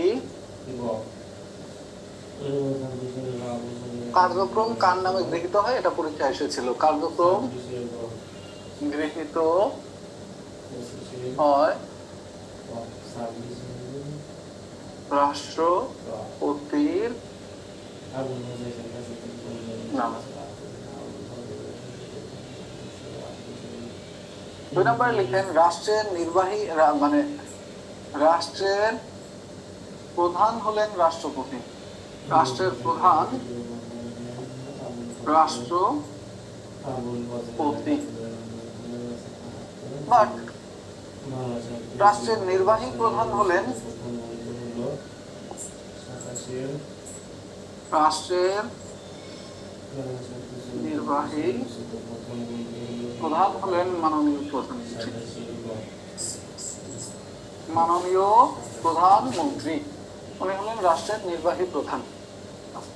রাষ্ট্রের নির্বাহী প্রধান হলেন মাননীয় প্রধানমন্ত্রী এবং নির্বাহী ক্ষমতা প্রযুক্ত হয় প্রধানমন্ত্রীর নেতৃত্বে। রাষ্ট্রের নির্বাহী ক্ষমতা প্রযুক্ত হয়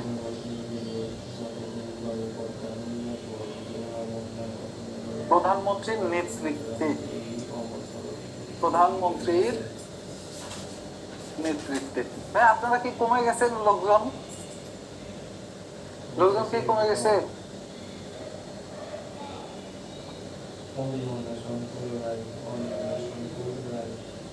এই যে 3 জন কমে গেছে, দেখছেন? আমার মনে হলো হালকা হালকা লাগতেছে আপনাদেরকে একটু।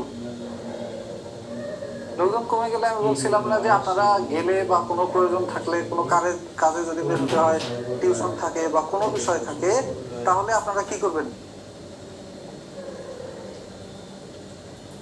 একটু লিখে যাবেন যে আমি এই কাজের জন্য বের হচ্ছি বা আমার এই প্রয়োজন বা আমার ভালো লাগে না, আমার আপনার ক্লাস ভালো লাগতেছে না, সবাই পারি, তাও বলে যাবেন অ্যাটলিস্ট।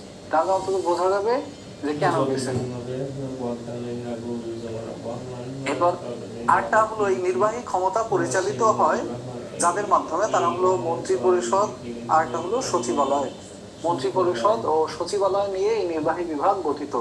নির্বাহী বিভাগ কি নিয়ে গঠিত? ওয়ারেন্ট অফ প্রেসিডেন্স হলো ক্ষমতার পদক্রম অনুযায়ী আসন বিন্যাস সাজানো, অর্থাৎ ক্ষমতার পদক্রম অনুযায়ী রাষ্ট্রের সবচেয়ে বড় চেয়ার বা 1 নম্বর ব্যক্তি হলো রাষ্ট্রপতি। যদি কোনো অনুষ্ঠান বা কোনো সভা সমাবেশে যায়, সেখানে তাদের পদক্রমটা কেমন হবে, কে সবচেয়ে বড় চেয়ারটায় বসবে, কে দ্বিতীয় চেয়ারটায় বসবে, এই পদক্রম, হ্যাঁ, পদমর্যাদা অনুযায়ী যে সিরিয়াল করা, এটাকে বলা হয় ওয়ারেন্ট অফ প্রেসিডেন্স। মর্যাদা অনুযায়ী বা পদক্রম অনুযায়ী সাজানোকে বলা হয় ওয়ারেন্ট অফ প্রেসিডেন্স। এখন আসেন নির্বাহী ক্ষমতা প্রযুক্ত হয় প্রধানমন্ত্রীর নেতৃত্বে। এখন আসেন আমাদের এই নির্বাহী বিভাগ গঠিত হয়, নির্বাহী বিভাগ গঠিত হয় মন্ত্রী পরিষদ ও সচিবালয় নিয়ে। মন্ত্রী পরিষদ ও সচিবালয় নিয়ে। আর এখানে অরাজনৈতিক কর্মকর্তা কারা? অরাজনৈতিক কর্মকর্তা হলেন যারা আমলা আছে, শাসন বিভাগের অরাজনৈতিক অংশ। লেখেন শাসন বিভাগের অরাজনৈতিক অংশ হলো শাসন, এই নির্বাহী বিভাগের নামই কিন্তু শাসন বিভাগ একই। শাসন বিভাগের অরাজনৈতিক অংশ হলো আমলারা। অরাজনৈতিক অংশ আমলা বৃন্দ। শাসন বিভাগের অরাজনৈতিক অংশ আমলা বৃন্দ। আমলা বৃন্দ কারা কারা? এই যে আপনারা যারা বসে আছেন, মিজানুর রহমান, সুজয় মন্ডল, গোলাম মাহমুদুর রহমান, এরা প্রত্যেকে হলেন অরাজনৈতিক অংশ শাসন বিভাগের। হ্যাঁ, ধরেন কি করতে হবে? আইন প্রয়োগের কাজটা এরা করে থাকে। এদের কাজগুলো যদি আমরা লিখি, 1 নম্বর কাজ হলো আইন প্রয়োগ করা। লেখেন এদের কাজ, এদের কাজ হলো আইন প্রয়োগ করা। আইন প্রয়োগ করা, শাসন কার্য পরিচালনা করা, শাসন কার্য পরিচালনা। আরেকটা কাজ এরা করে থাকে, সেটা হলো পররাষ্ট্র নীতি বাস্তবায়ন করে থাকে। পররাষ্ট্র নীতি বাস্তবায়ন করে থাকে।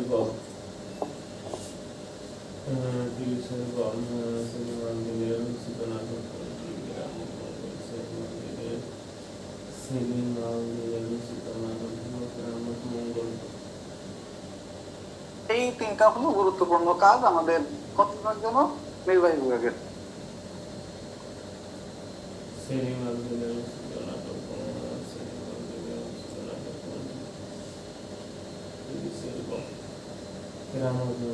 এরপর আসেন নির্বাহী বিভাগে কারা কারা আছে। সকল মন্ত্রী, উপমন্ত্রী, প্রতিমন্ত্রী, আর আছে রাষ্ট্রপতি এবং প্রধানমন্ত্রী। এরা হলো নির্বাহী বিভাগের অন্তর্ভুক্ত। এই হলো নির্বাহী বিভাগের সম্পর্কে ব্যাপার স্যাপার। আরেকটা কথা, নির্বাহী বিভাগ আর কিছুই লাগবে না, দরকার নেই। নির্বাহী বিভাগের পরে আসেন বিচার বিভাগ।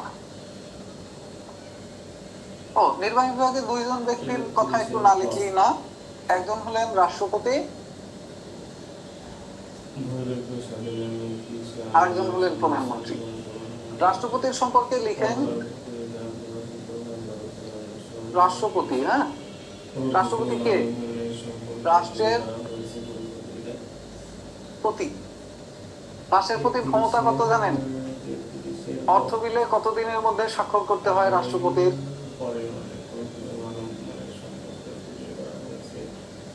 15 দিনের মধ্যে যদি রাষ্ট্রপতি অর্থ বিলে স্বাক্ষর না করে তাহলে ধরে নেওয়া হবে যে এই বিলে তিনি স্বাক্ষর করেছেন। অটো বুঝছেন? 15 দিন সময় দেওয়া হবে এর মধ্যে।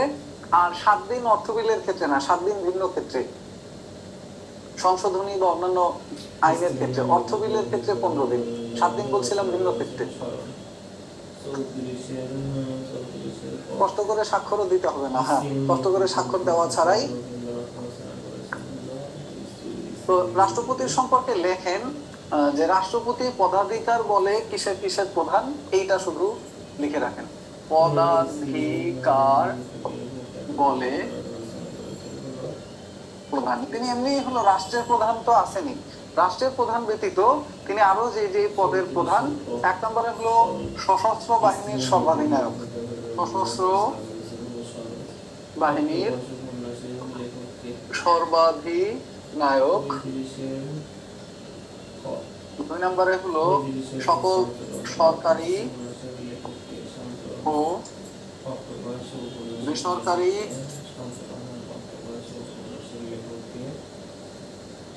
বিশ্ববিদ্যালয়ের চ্যান্সেলর। সরকারি ও বেসরকারি বিশ্ববিদ্যালয়গুলোর চ্যান্সেলর পদাধিকার বলে। এরপরে স্কাউট এবং রেড ক্রিসেন্ট ও রেড ক্রস যেটা আছে,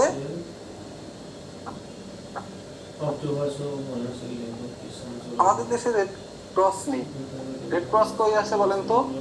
যেই দেশগুলো অমুসলিম খ্রিস্টান দেশ তাদের জন্য এটার নাম হয় রেড ক্রস।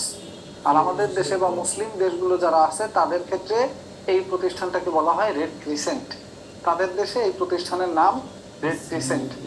তাহলে তিনি স্কাউট ও রেড ক্রিসেন্টের প্রধান।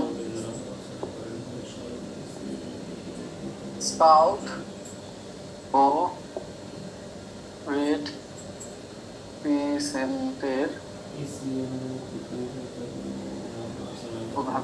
একটা হলো স্কাউট আর একটা হলো রেড ক্রিসেন্ট, এই জিনিসগুলোর প্রধান। এরপরে মাননীয় প্রধানমন্ত্রীর কথা লেখেন, তিনি পদাধিকার বলে কিসের প্রধান?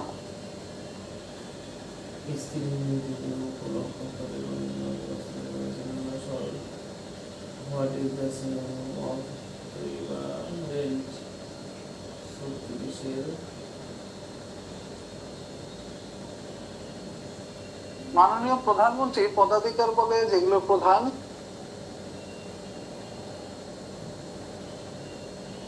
এক নম্বরে হলো একনেক, 2 নম্বরে হলো নেক, 3 নম্বরে হলো বিডা, 4 নম্বরে হলো বিডার পরে আরেকটা আছে পিইজেড,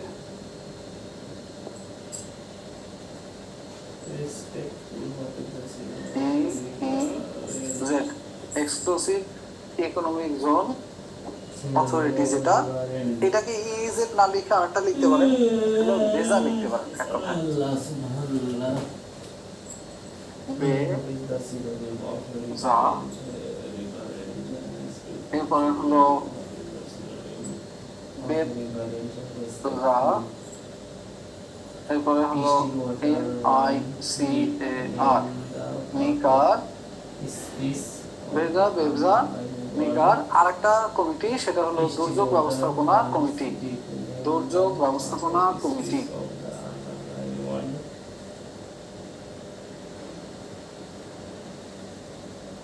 দুর্যোগ ব্যবস্থাপনা কমিটি, দুর্যোগ ব্যবস্থাপনা কমিটি। এছাড়া রপ্তানি সংক্রান্ত জাতীয় কমিটি, জাতীয় পর্যটন পরিষদ, রপ্তানি সংক্রান্ত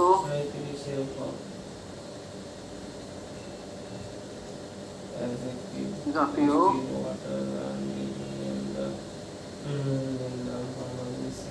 কমিটি,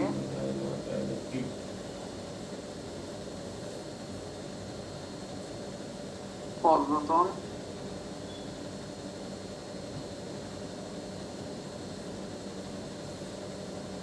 পর্যটন পরিষদ, আর হলো মহিলা ও শিশু বিষয়ক কমিটি। তো মহিলা ও শিশু বিষয়ক মন্ত্রণালয় যেটা, সেটারও প্রধান কিন্তু মাননীয় প্রধানমন্ত্রী। অর্থাৎ এইগুলোর সাথে রিলেটেড যে মিনিস্ট্রি বা মন্ত্রণালয় আছে, সেই মন্ত্রণালয়গুলোর মন্ত্রীও কিন্তু প্রধানমন্ত্রী নিজে। এছাড়াও এটা কমিটি না, উন্নয়ন পরিষদ বলে এটাকে, বিষয়ক উন্নয়ন পরিষদ। এই কমিটি বা পরিষদগুলোর প্রধান হলেন মাননীয় প্রধানমন্ত্রী। দুর্যোগ ব্যবস্থাপনা কমিটি, রপ্তানি সংক্রান্ত জাতীয় কমিটি, জাতীয় পর্যটন পরিষদ, মহিলা ও শিশু বিষয়ক উন্নয়ন পরিষদ। একনেক কোনটা যেন মনে আছে?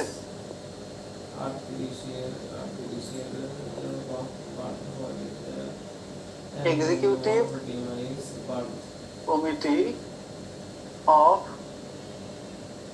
National economic council. নেক হলো national economic council, national economic council. আর বিডা হলো Bangladesh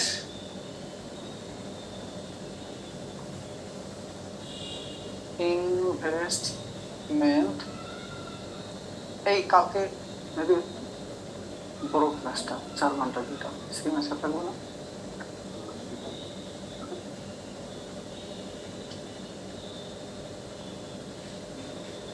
investment development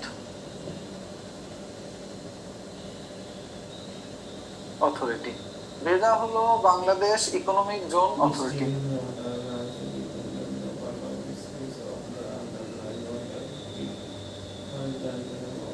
economic zone authority. এরপর বেবজা হলো Bangladesh export processing zone authority.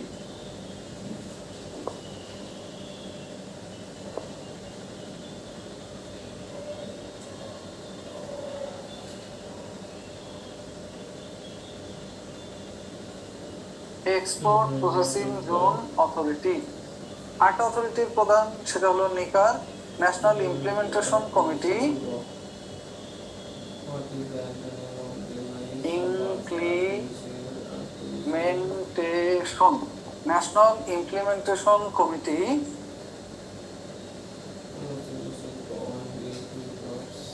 National implementation committee on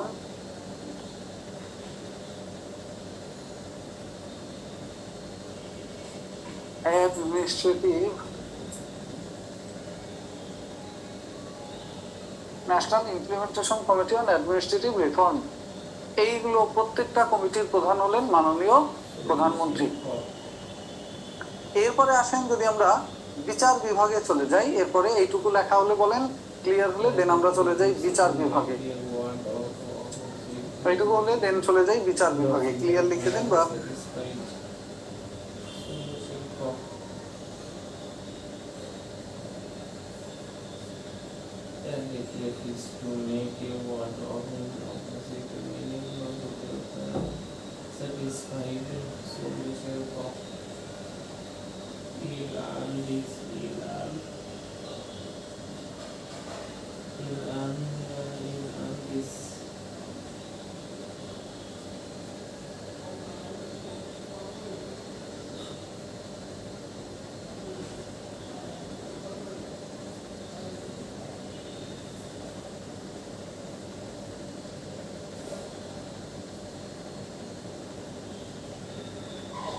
ওকে, শেষ, ক্লিয়ার।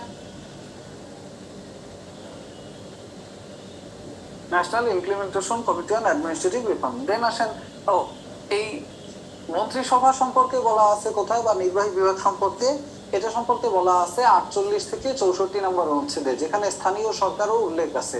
48 থেকে 64 নম্বর অনুচ্ছেদ, এটা লিখে রাখেন। এরপরে আসেন বিচার বিভাগ। বিচার বিভাগ, বিচার বিভাগের কাজ কি? বিচার বিভাগের কাজ হলো বিচার আচার পরিচালনা করা, সহজ হিসাব। হ্যাঁ, বিচার হলো এটা প্রধান বিচারপতির অধীন, প্রধান বিচারপতির অধীন একটা সংস্থা, প্রধান আর কি, একটা ভাগ বা একটা অঙ্গ রাষ্ট্রের। একে বলা হয় সংবিধানের রক্ষক। রাষ্ট্রের বিচার বিভাগীয় প্রধান যে সংস্থা সুপ্রিম কোর্ট, তাকে বলা হয় সংবিধানের রক্ষক। সংবিধানের রক্ষক এর কাজ কি? সংবিধানের ব্যাখ্যা বিশ্লেষণ বা এই সংক্রান্ত যে কার্যক্রমগুলো আছে এগুলো করে থাকে তারা। আর এই বিচার বিভাগের স্বাধীনতাকে কি বলা হয়? বলা হয় গণতন্ত্রের রক্ষা কবচ। বিচার বিভাগের স্বাধীনতাকে, বিচার বিভাগের স্বাধীনতাকে বলা হয়, এটা পরীক্ষায় এসেছিল, বলা হয় গণতন্ত্রের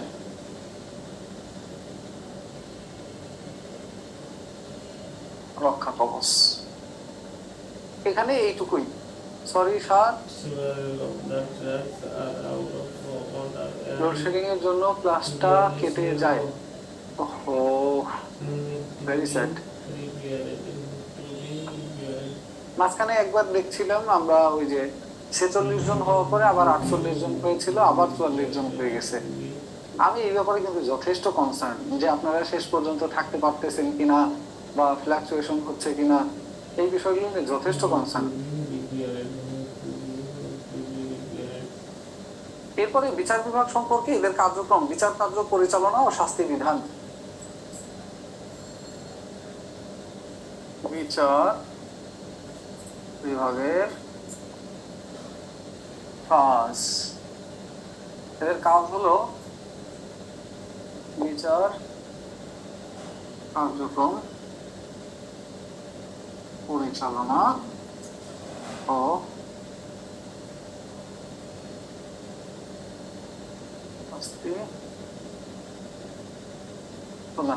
বিচার কার্যক্রম পরিচালনা করে থাকে বিচার বিভাগ। বিচার কার্যক্রম পরিচালনা করে শাস্তির বিধান করতে পারে, সংবিধানের ব্যাখ্যা করতে পারে, এবং আরেকটা কাজ করে ব্যক্তি স্বাধীনতা ও মানবাধিকার রক্ষা। ব্যক্তি স্বাধীনতা ও মানবাধিকার রক্ষা। আরেকটা কাজ করে সংবিধানের ব্যাখ্যা প্রদান করে, সংবিধানের ব্যাখ্যা প্রদান করে থাকে। এই গেল আমাদের বিচার বিভাগের মূল কথাবার্তা। এখানে একটা কথা লেখেন, রাষ্ট্রপতি প্রধানমন্ত্রীর পরামর্শ ব্যতীত, প্রধানমন্ত্রীর পরামর্শ ব্যতীত প্রধান বিচারপতি নিয়োগ দিতে পারেন। প্রধান বিচারপতি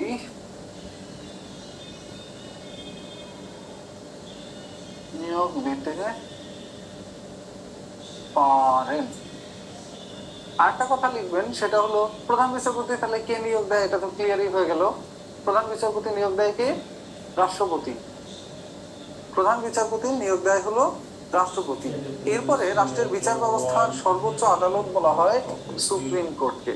বিচার ব্যবস্থায় রাষ্ট্রের সর্বোচ্চ আদালত হলো সুপ্রিম কোর্ট। আর সুপ্রিম কোর্টের বিভাগ আছে দুইটি, একটা আপিল বিভাগ আর একটা হলো হাইকোর্ট বিভাগ। সুপ্রিম কোর্টের বিভাগ আছে দুইটি, একটা হলো আপিল বিভাগ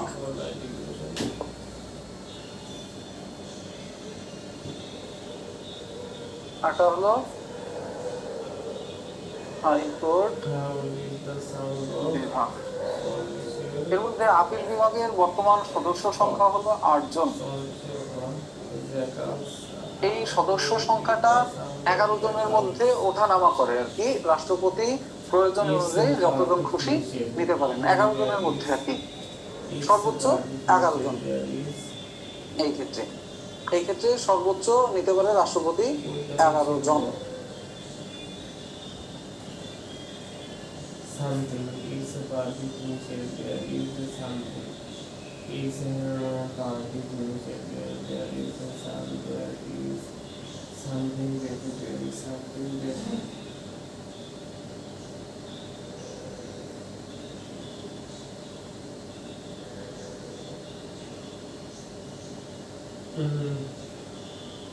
is partition, there is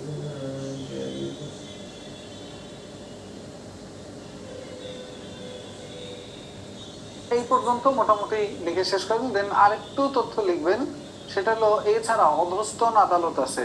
একটা হলো ঊর্ধ্বতন আদালত বিচার বিভাগের, যেটা হলো সুপ্রিম কোর্ট। অধস্তন আদালত, আর এই অধস্তন আদালত হলো কয় প্রকার এইটা লিখতে পারেন।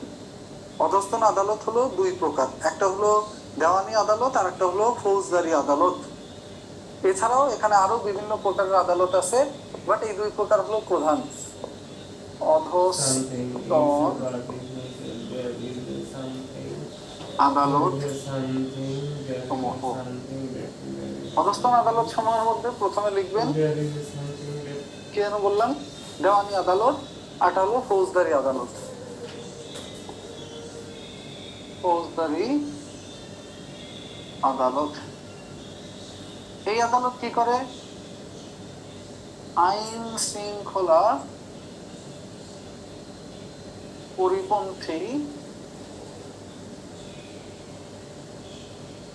কার্যক্রমের বিচার পরিচালনা করে থাকে।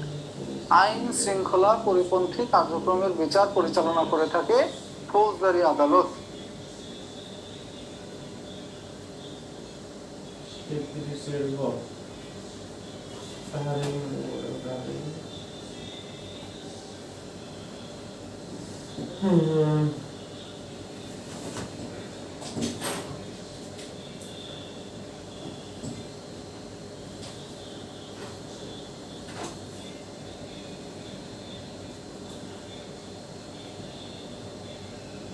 ওকে, এরপরে আরেকটা আদালতের নাম হলো দেওয়ানি আদালত। দেওয়ানি আদালত, এই দেওয়ানি আদালতটা কি? জমি জমা সংক্রান্ত বিষয় নিয়ে বিচার কার্যক্রম পরিচালনা করে। জমি জমা সংক্রান্ত বিষয়গুলো নিয়ে বিচার কার্যক্রম পরিচালনা করে থাকে দেওয়ানি আদালত। দেওয়ানি আদালতের কাজ হলো জমি জমা সংক্রান্ত বিরোধের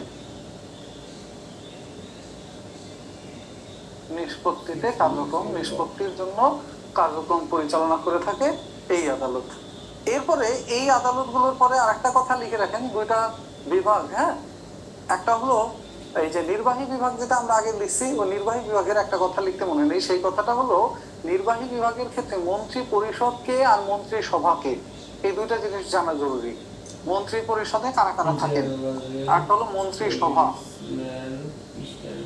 একটা হলো মন্ত্রী পরিষদ, সকল মন্ত্রী, প্রতিমন্ত্রী, মন্ত্রীর চেয়ে ছোট হয় প্রতিমন্ত্রী, আর প্রতিমন্ত্রীর থেকে যারা ছোট তাদেরকে বলা হয় উপমন্ত্রী, দের নিয়ে গঠিত হয়। মন্ত্রী দুইটা দুই বানান লিখলাম কেন? মন্ত্রীর জন্য কোন বানান হয় বলেন তো? মন্ত্রী বানান কোনটা হয়? রসিকার হয় না দীর্ঘিকার হয় বলেন? রসিকার, হ্রস্ব ই কার নাকি দীর্ঘ ই কার? কখন হ্রস্ব ইকার ব্যবহার করা যায় মন্ত্রী বানানের ক্ষেত্রে? কখন দীর্ঘ ইকার ব্যবহার করা যায় মন্ত্রী বানানের ক্ষেত্রে? জানেন কেউ?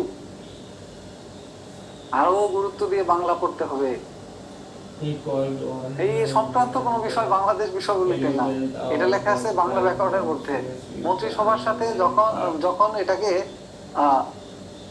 মন্ত্রী সভা লেখা হয়, মন্ত্রিত্ব লেখা হয়, তখন বানানটা রসিকার হয়ে যায়। এই বানানগুলো দেখবেন, বুঝছেন? বিদেশি মন্ত্রী হলে রস্যইকার।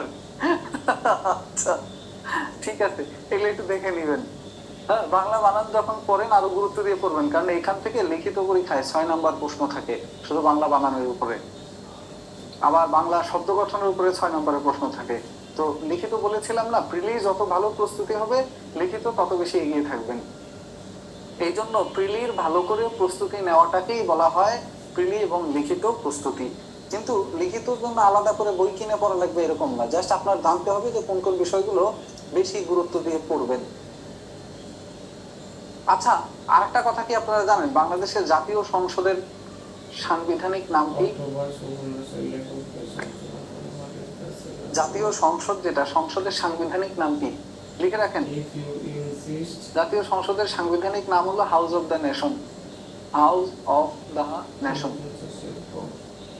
এরপর লেখেন সকল মন্ত্রী, প্রতিমন্ত্রী, উপমন্ত্রীদের নিয়ে গঠিত হয় মন্ত্রী পরিষদ। আর মন্ত্রী সভা কাদের নিয়ে গঠিত হয়? মন্ত্রী সভা গঠিত হয় শুধুমাত্র বাছাইকৃত মন্ত্রীদের নিয়ে। মন্ত্রিসভা গঠিত হয় বাছাইকৃত যারা মন্ত্রী আছে ওনাদেরকে নিয়ে। মন্ত্রী পরিষদের মধ্য থেকে গুরুত্বপূর্ণ মন্ত্রীদের নিয়ে গঠিত হয়।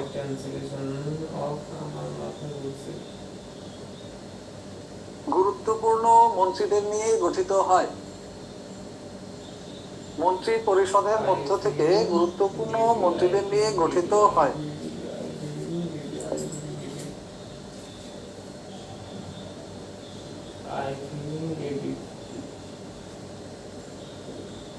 মন্ত্রী পরিষদের মধ্য থেকে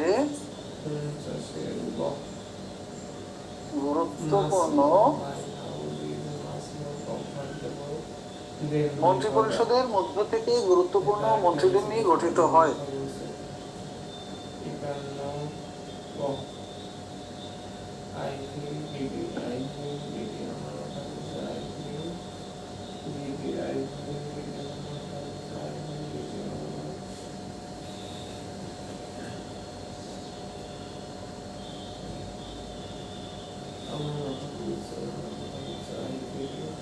মন্ত্রী পরিষদের মধ্যে গুরুত্বপূর্ণ মন্ত্রীদের নিয়ে গঠিত হয়। আর এটা গঠিত হয় কাদের? সকল মন্ত্রী, প্রতিমন্ত্রী, উপমন্ত্রীদের নিয়ে গঠিত হয় মন্ত্রী পরিষদ। এই দুইটা আলাদা আলাদা করে একটু লিখে রাখেন। এটার সম্পর্কে আছে, মন্ত্রী পরিষদ সম্পর্কে আছে সংবিধানের 56 নম্বর অনুচ্ছেদে, এবং মন্ত্রিসভা আছে 55 নম্বর অনুচ্ছেদে। 55 নং অনুচ্ছেদে সংবিধানের উল্লেখ আছে এটা সম্পর্কে, এবং এটা সম্পর্কে উল্লেখ আছে 56 নং অনুচ্ছেদে। হ্যাঁ, আপনারা কি লেখাটাকে বুঝতে পারেন, পড়তে পারেন, সবকিছু ক্লিয়ার হবে? কোনো জিনিস বুঝতে সমস্যা হলে সেগুলো কিন্তু বলতে হবে। স্টেশন। কোনো বিষয় বুঝতে অসুবিধা হলে, লিখতে না পারলে এগুলো কিন্তু বলবেন। এখানে আর যে জিনিসগুলো করতে পারেন, আর যেটা করতে পারেন এখান থেকে মেয়াদটা দেখলে আপনারা দেখে নিন। উপস্থিতি, অংশগ্রহণ, সংসদীয় কমিটি, জাতীয় সংসদের ভাষা, বিশেষ অধিকার, দায় মুক্তি, এগুলো সব আপনারা পড়ে নেবেন। হ্যাঁ, মূল মূল কথাগুলো সব আমি বলে দিলাম।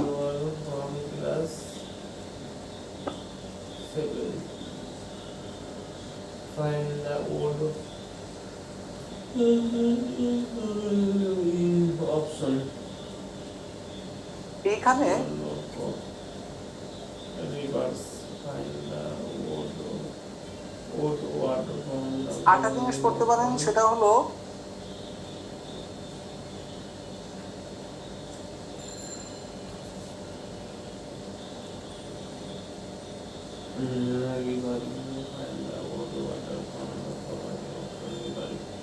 রাষ্ট্রপতি আর প্রধানমন্ত্রীর ক্ষমতা সম্পর্কে একটু পড়তে পারেন, তাহলে মোটামুটি এখানে শেষ।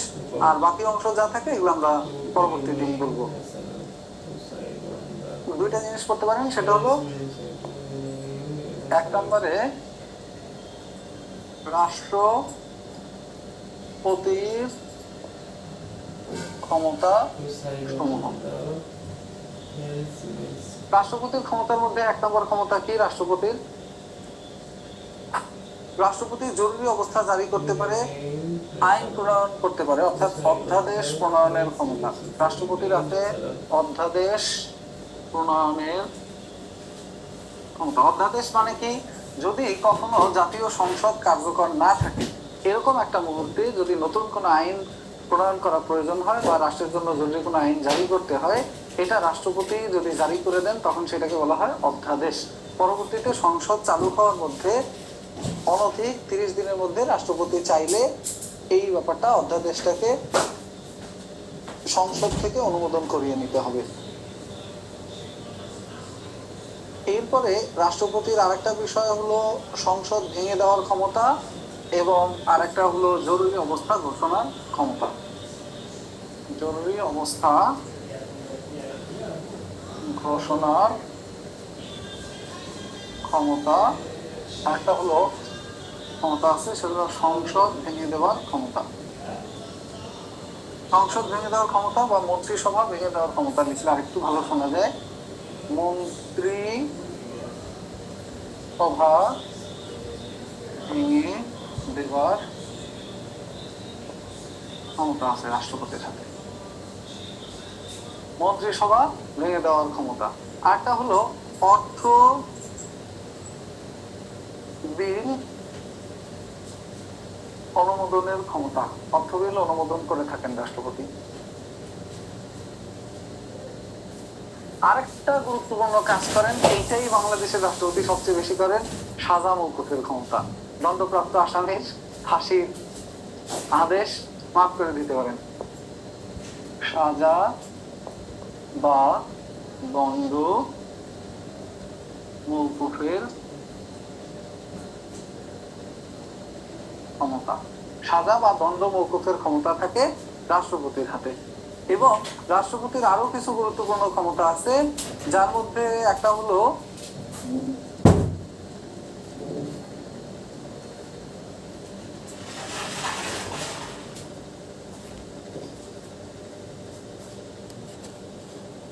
প্রধানমন্ত্রীকে নিয়োগ দানের ক্ষমতা। রাষ্ট্রপতি কিন্তু প্রধানমন্ত্রী নিয়োগ দিয়ে থাকে, যদি এটা একেবারে অগুরুত্বপূর্ণ একটা কথা, এটা কোনো কাজের কথাই না। প্রধানমন্ত্রী কেউ নিয়োগই দেয় না, প্রধানমন্ত্রী নিজে নিজেই নিয়োগ হয়। বাট সংবিধান অনুযায়ী রাষ্ট্রপতি প্রধানমন্ত্রীকে নিয়োগ দিয়ে থাকেন। রাষ্ট্রপতি প্রধানমন্ত্রীকে নিয়োগ দেন, অর্থাৎ প্রধানমন্ত্রী কে হবে, মন্ত্রীদের মধ্যে থেকে কে প্রধান হবে, এই বিষয়টা নির্ধারণ করেন রাষ্ট্রপতি। এরপর যদি আসেন প্রধানমন্ত্রীর ক্ষমতার যে বিষয়গুলো আছে, প্রধানমন্ত্রীর ক্ষমতা 1 নম্বর হলো তিনি মন্ত্রিসভা গঠন করেন, আরেকটা হলো তিনি জাতীয় সংসদ নেতা, আরেকটা হলো রাষ্ট্রপতির পরামর্শদাতা। প্রধানমন্ত্রীর ক্ষমতা যদি আপনি দেখেন, প্রধানমন্ত্রীর ক্ষমতা। প্রধানমন্ত্রীর ক্ষমতা 1 নম্বরে হলো তিনি মন্ত্রিসভা গঠন করেন। মন্ত্রিসভা গঠন করেন, তিনি নিজে প্রধান থেকে তিনি মন্ত্রিসভা গঠন করেন। দ্বিতীয় হলেন তিনি জাতীয় সংসদ নেতা এবং তিনি হলেন রাষ্ট্রপতির পরামর্শদাতা। তিনি হলেন রাষ্ট্রপতির পরামর্শদাতা বা প্রধান পরামর্শদাতা। যদিও পরামর্শ রাষ্ট্রপতির নেওয়া লাগে না, এমনিতেই তিনি নিজেই দিয়ে থাকেন এইগুলো, বা তার কাছে জিজ্ঞেস না করে কোনো কিছুই হয় না বাংলাদেশের প্রেক্ষাপটে। এছাড়া তার আর গুরুত্বপূর্ণ যে কাজ আছে সেটা হলো তিনি জাতীয় সংসদ নেতা হিসেবে দায়িত্ব পালন করে থাকেন। জাতীয় সংসদ নেতা। কয়েকটা মন্ত্রণালয়ের নাম বলি। একটা মন্ত্রণালয়ের নাম হলো প্রতিরক্ষা মন্ত্রণালয়, আরটা হলো খনিজ বিদ্যুৎ ও জ্বালানি বিষয়ক মন্ত্রণালয়।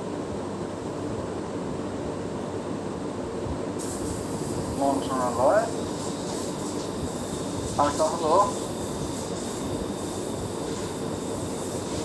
প্রতিরক্ষা মন্ত্রণালয়, খনিজ বিদ্যুৎ ও জ্বালানি বিষয়ক মন্ত্রণালয়,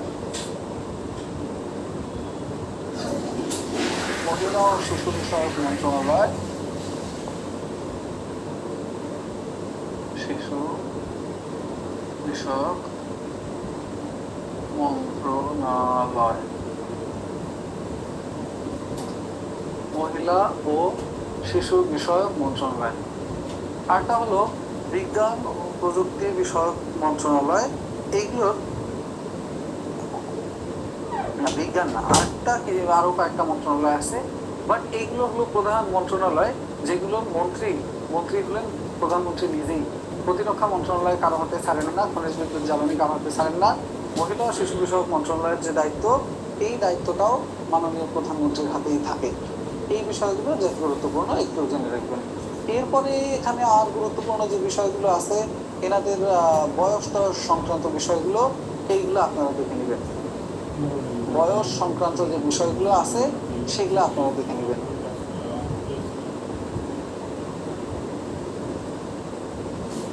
বয়স সংক্রান্ত বিষয় আর রিট সংক্রান্ত বিষয়। মৌলিক অধিকার ক্ষুণ্ণ হলে যে রিট করা যায়, সেই রিট আবেদনে রিট কত প্রকার এটা দেখে নেবেন। রিট সংক্রান্ত যে বিষয় আছে এই একটা গুরুত্বপূর্ণ বিষয়, যেটা দেখে নেবেন। এটা গেল আমাদের প্রধানমন্ত্রী এবং রাষ্ট্রপতি সংক্রান্ত বিষয়। এখন আসেন আর একটা গুরুত্বপূর্ণ টার্মস হলো সংবিধানের, যেটাকে বলা হয় রিট। রিট মানে কি? কোনো মৌলিক অধিকার যদি ক্ষুণ্ণ হয় কোনো ব্যক্তির বা কোনো নাগরিকের, সেই সংক্ষুব্ধ নাগরিক 102 নম্বর অনুচ্ছেদ অনুযায়ী রাষ্ট্রের নামে মামলা করতে পারে বা রিট করতে পারে। মৌলিক অধিকারের জন্য তিনি হাইকোর্ট বিভাগে দরখাস্ত করে, এই দরখাস্তকে বলা হয় রিট। মৌলিক অধিকার ছাড়া আরো কিছু কিছু বিষয়ে কাজ করতে রিট করা যায়। সেই বিষয়গুলোর মধ্যে দেখেন আছে অনুমোদিত নয় এমন যদি কোনো কাজ সরকারি কোনো কর্তৃপক্ষ করে, অনুমোদিত নয় এমন কোনো কাজ যদি সরকারি কর্তৃপক্ষ করে, কাউকে যদি আটক করে, বিচার বহির্ভূতভাবে যদি কাউকে আটক করে, যদিও এরকম কোনো কিছু বাংলাদেশে এখন করা যায় না। সরকারি পদে বহাল আছে কিনা কোনো ব্যক্তি এটা দাবি করলে সেগুলো যাচাই বা এরকম আরো কিছু কাজ আছে যেগুলো যাচাই করার ক্ষেত্রে রিট করা যায়। রিট হলো কত প্রকার এইটা লিখে রাখতে হবে। একটা হলো রিট করা যায় কত নম্বর অনুচ্ছেদ অনুযায়ী? রিট করা যায় 102 নং অনুচ্ছেদ অনুযায়ী। এটা 44তম বিসিএস এ প্রশ্ন এসেছিল যে কোনো সংক্ষুব্ধ ব্যক্তি মৌলিক অধিকার বলবৎকরণের জন্য কত নম্বর অনুচ্ছেদ অনুযায়ী মামলা করতে পারে। অনুচ্ছেদ নম্বর 44-এ বলা আছে মৌলিক অধিকার বলবৎকরণ। আর এই মৌলিক অধিকার বলবৎ করার জন্য কোনো ব্যক্তি চাইলে 102 নম্বর অনুচ্ছেদ অনুযায়ী রিট করতে পারে। এই রিটটা হলো 5 ধরনের। হেবিয়াস কর্পাস বা বন্দি প্রদর্শন রিট। রিট 5 ধরনের। রিট হয় 5 ধরনের। একটার নাম হলো হেবিয়াস কর্পাস। এগুলো ল্যাটিন নাম থেকে এসেছে, এই জন্য এরকম জঘন্য জঘন্য নাম। একটার নাম হলো হেভিয়াস কর্পাস, একটার নাম হলো ম্যান্ডামাস, আরেকটার নাম হলো প্রোহিবিটাস ম্যান্ডামাস, আরেকটার নাম হলো প্রোহিবিটাস। ম্যান্ডামাস একটা, প্রোহিবিটাস একটা, আরেকটা হলো সার্সিওয়ারি, আর একটা হলো কোয়ারেন্টো।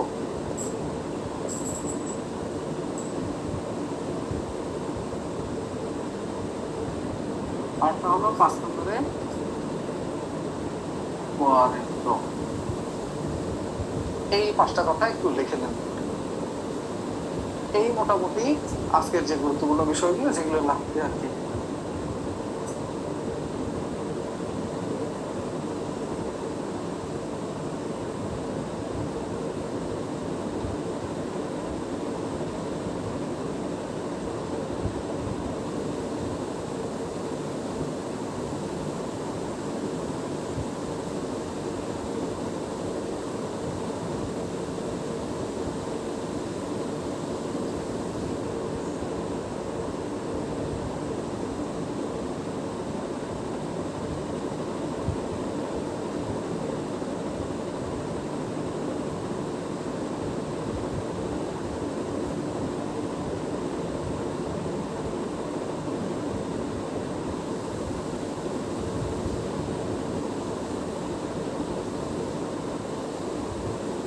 হেভিয়াস কর্পাস হলো বন্দি প্রদর্শন রিট, এটা হলো হুকুম জারির রিট। বন্দি প্রদর্শন কি দেখেন, বন্দি প্রদর্শন হলো কাউকে যদি আদালত গ্রেপ্তার করে এবং তাকে যদি কোথায় রাখা হয়েছে এটা না জানা থাকে, তখন আপনি কি মামলা করবেন যে অমুককে তো ধরে নিল, সে কই আছে, এটা আমাদেরকে দেখান। আরটা হলো নিষেধাজ্ঞা রিট, নিষেধাজ্ঞা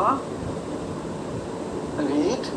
আর এছাড়া আর দুইটা আছে, একটা হলো উৎপ্রেষণ রিট, আর একটা হলো কারণ দর্শানো রিট। একটা হলো উৎপ্রেষণ রিট, আর একটা হলো কারণ দর্শানোর রিট। এইগুলো 5 প্রকারের রিট।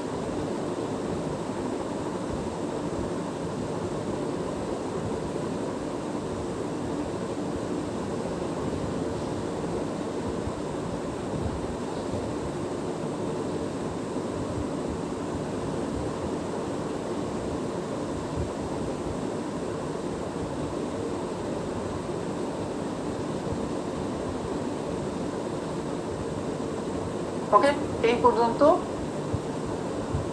4 নাম্বারটা আর বাংলা করার দরকার কি ছিল? উৎপ্রেষণ রিট, সার্সিওয়ারি। তো দেখেন এখানে হুকুম জারি রিট কি? হুকুম জারি রিটটা হলো ধরেন আদালত স্বপ্রণোদিত হয়ে যদি কোনো হুকুম জারি করে যে এটা তোমার করা উচিত ছিল, কেন করো নাই, বা এটা করতে হবে, অমুক জিনিস আদালত স্বপ্রণোদিত হয়ে যখন জারি করে। আর কোনো সাংবিধানিক প্রতিষ্ঠান বা কোনো সরকারি প্রতিষ্ঠান যদি এমন কোনো কাজ করে যেটা আইন বহির্ভূত, সেই ক্ষেত্রে নিষেধাজ্ঞা জারি করতে পারে। এটাকে বলা হয় প্রোহিবিটাস রিট। সরকারি বিষয় যেটা সেইখানে হুকুম জারি করতে পারে, এটাকে বলা হয় ওই রিটটা। আর একটা রিট আছে যেটা হলো উৎপ্রেষণ রিট। উৎপ্রেষণ রিটটার ব্যাপারটা হলো অবস্থান আদালত যদি ক্ষমতা বহির্ভূত কোনো কাজ করে থাকে, এই ক্ষেত্রে তাকে কারণ দর্শানোর জন্য বলতে পারে, এই একটা উৎপ্রেষণ রিট। আর নিষেধাজ্ঞা মানে কারণ দর্শাও রিট যেটা, কেউ যদি কোনো সরকারি পদ দাবি করে যেটার অধিকার তার নেই, এরকম ক্ষেত্রে তাকে কারণ দর্শানোর জন্য এই রিটটা জারি করতে পারেন আপনি 102 নম্বর অনুচ্ছেদ অনুযায়ী রিট করে। এইগুলো মোটামুটি রিট সংক্রান্ত বিষয়গুলো। আর এই ছিল মোটামুটি আজকের মতো। আর একটা বিষয় বাকি আছে, সেটা আমরা আগামী লেকচারের সাথে মিলিয়ে দেখবো সরকার ব্যবস্থা 2। সেটা হলো কে কাকে শপথ পড়ায়। যেমন রাষ্ট্রপতি কাকে শপথ পড়ায়, প্রধানমন্ত্রী কাকে শপথ পড়ায়, বা প্রধানমন্ত্রীর শপথ কে পড়ায়, রাষ্ট্রপতির শপথ কে পড়ায়, ওইটা একটু বিস্তারিত ব্যাখ্যা আছে। ওই বিষয়টা আমরা আগামীকালকে দেখবো। আজকে কারো কোনো প্রশ্ন থাকলে সেই জিনিসটা বলতে পারেন, তা আর না হয় আমরা এখানেই বিদায় নিব আজকের মতো। কারো কোনো প্রশ্ন থাকলে এটা বলতে পারেন, আদারওয়াইজ আজকে এখানেই আমরা বিদায় নেব। সবাই ভালো থাকবেন, সুস্থ থাকবেন। আর সরকার ব্যবস্থা 2 আরো বিস্তারিত আমরা যেটুকু বাকি আছে বাকি বিষয়গুলো নিয়ে আলোচনা করব। সরকার ব্যবস্থা বই যেদিন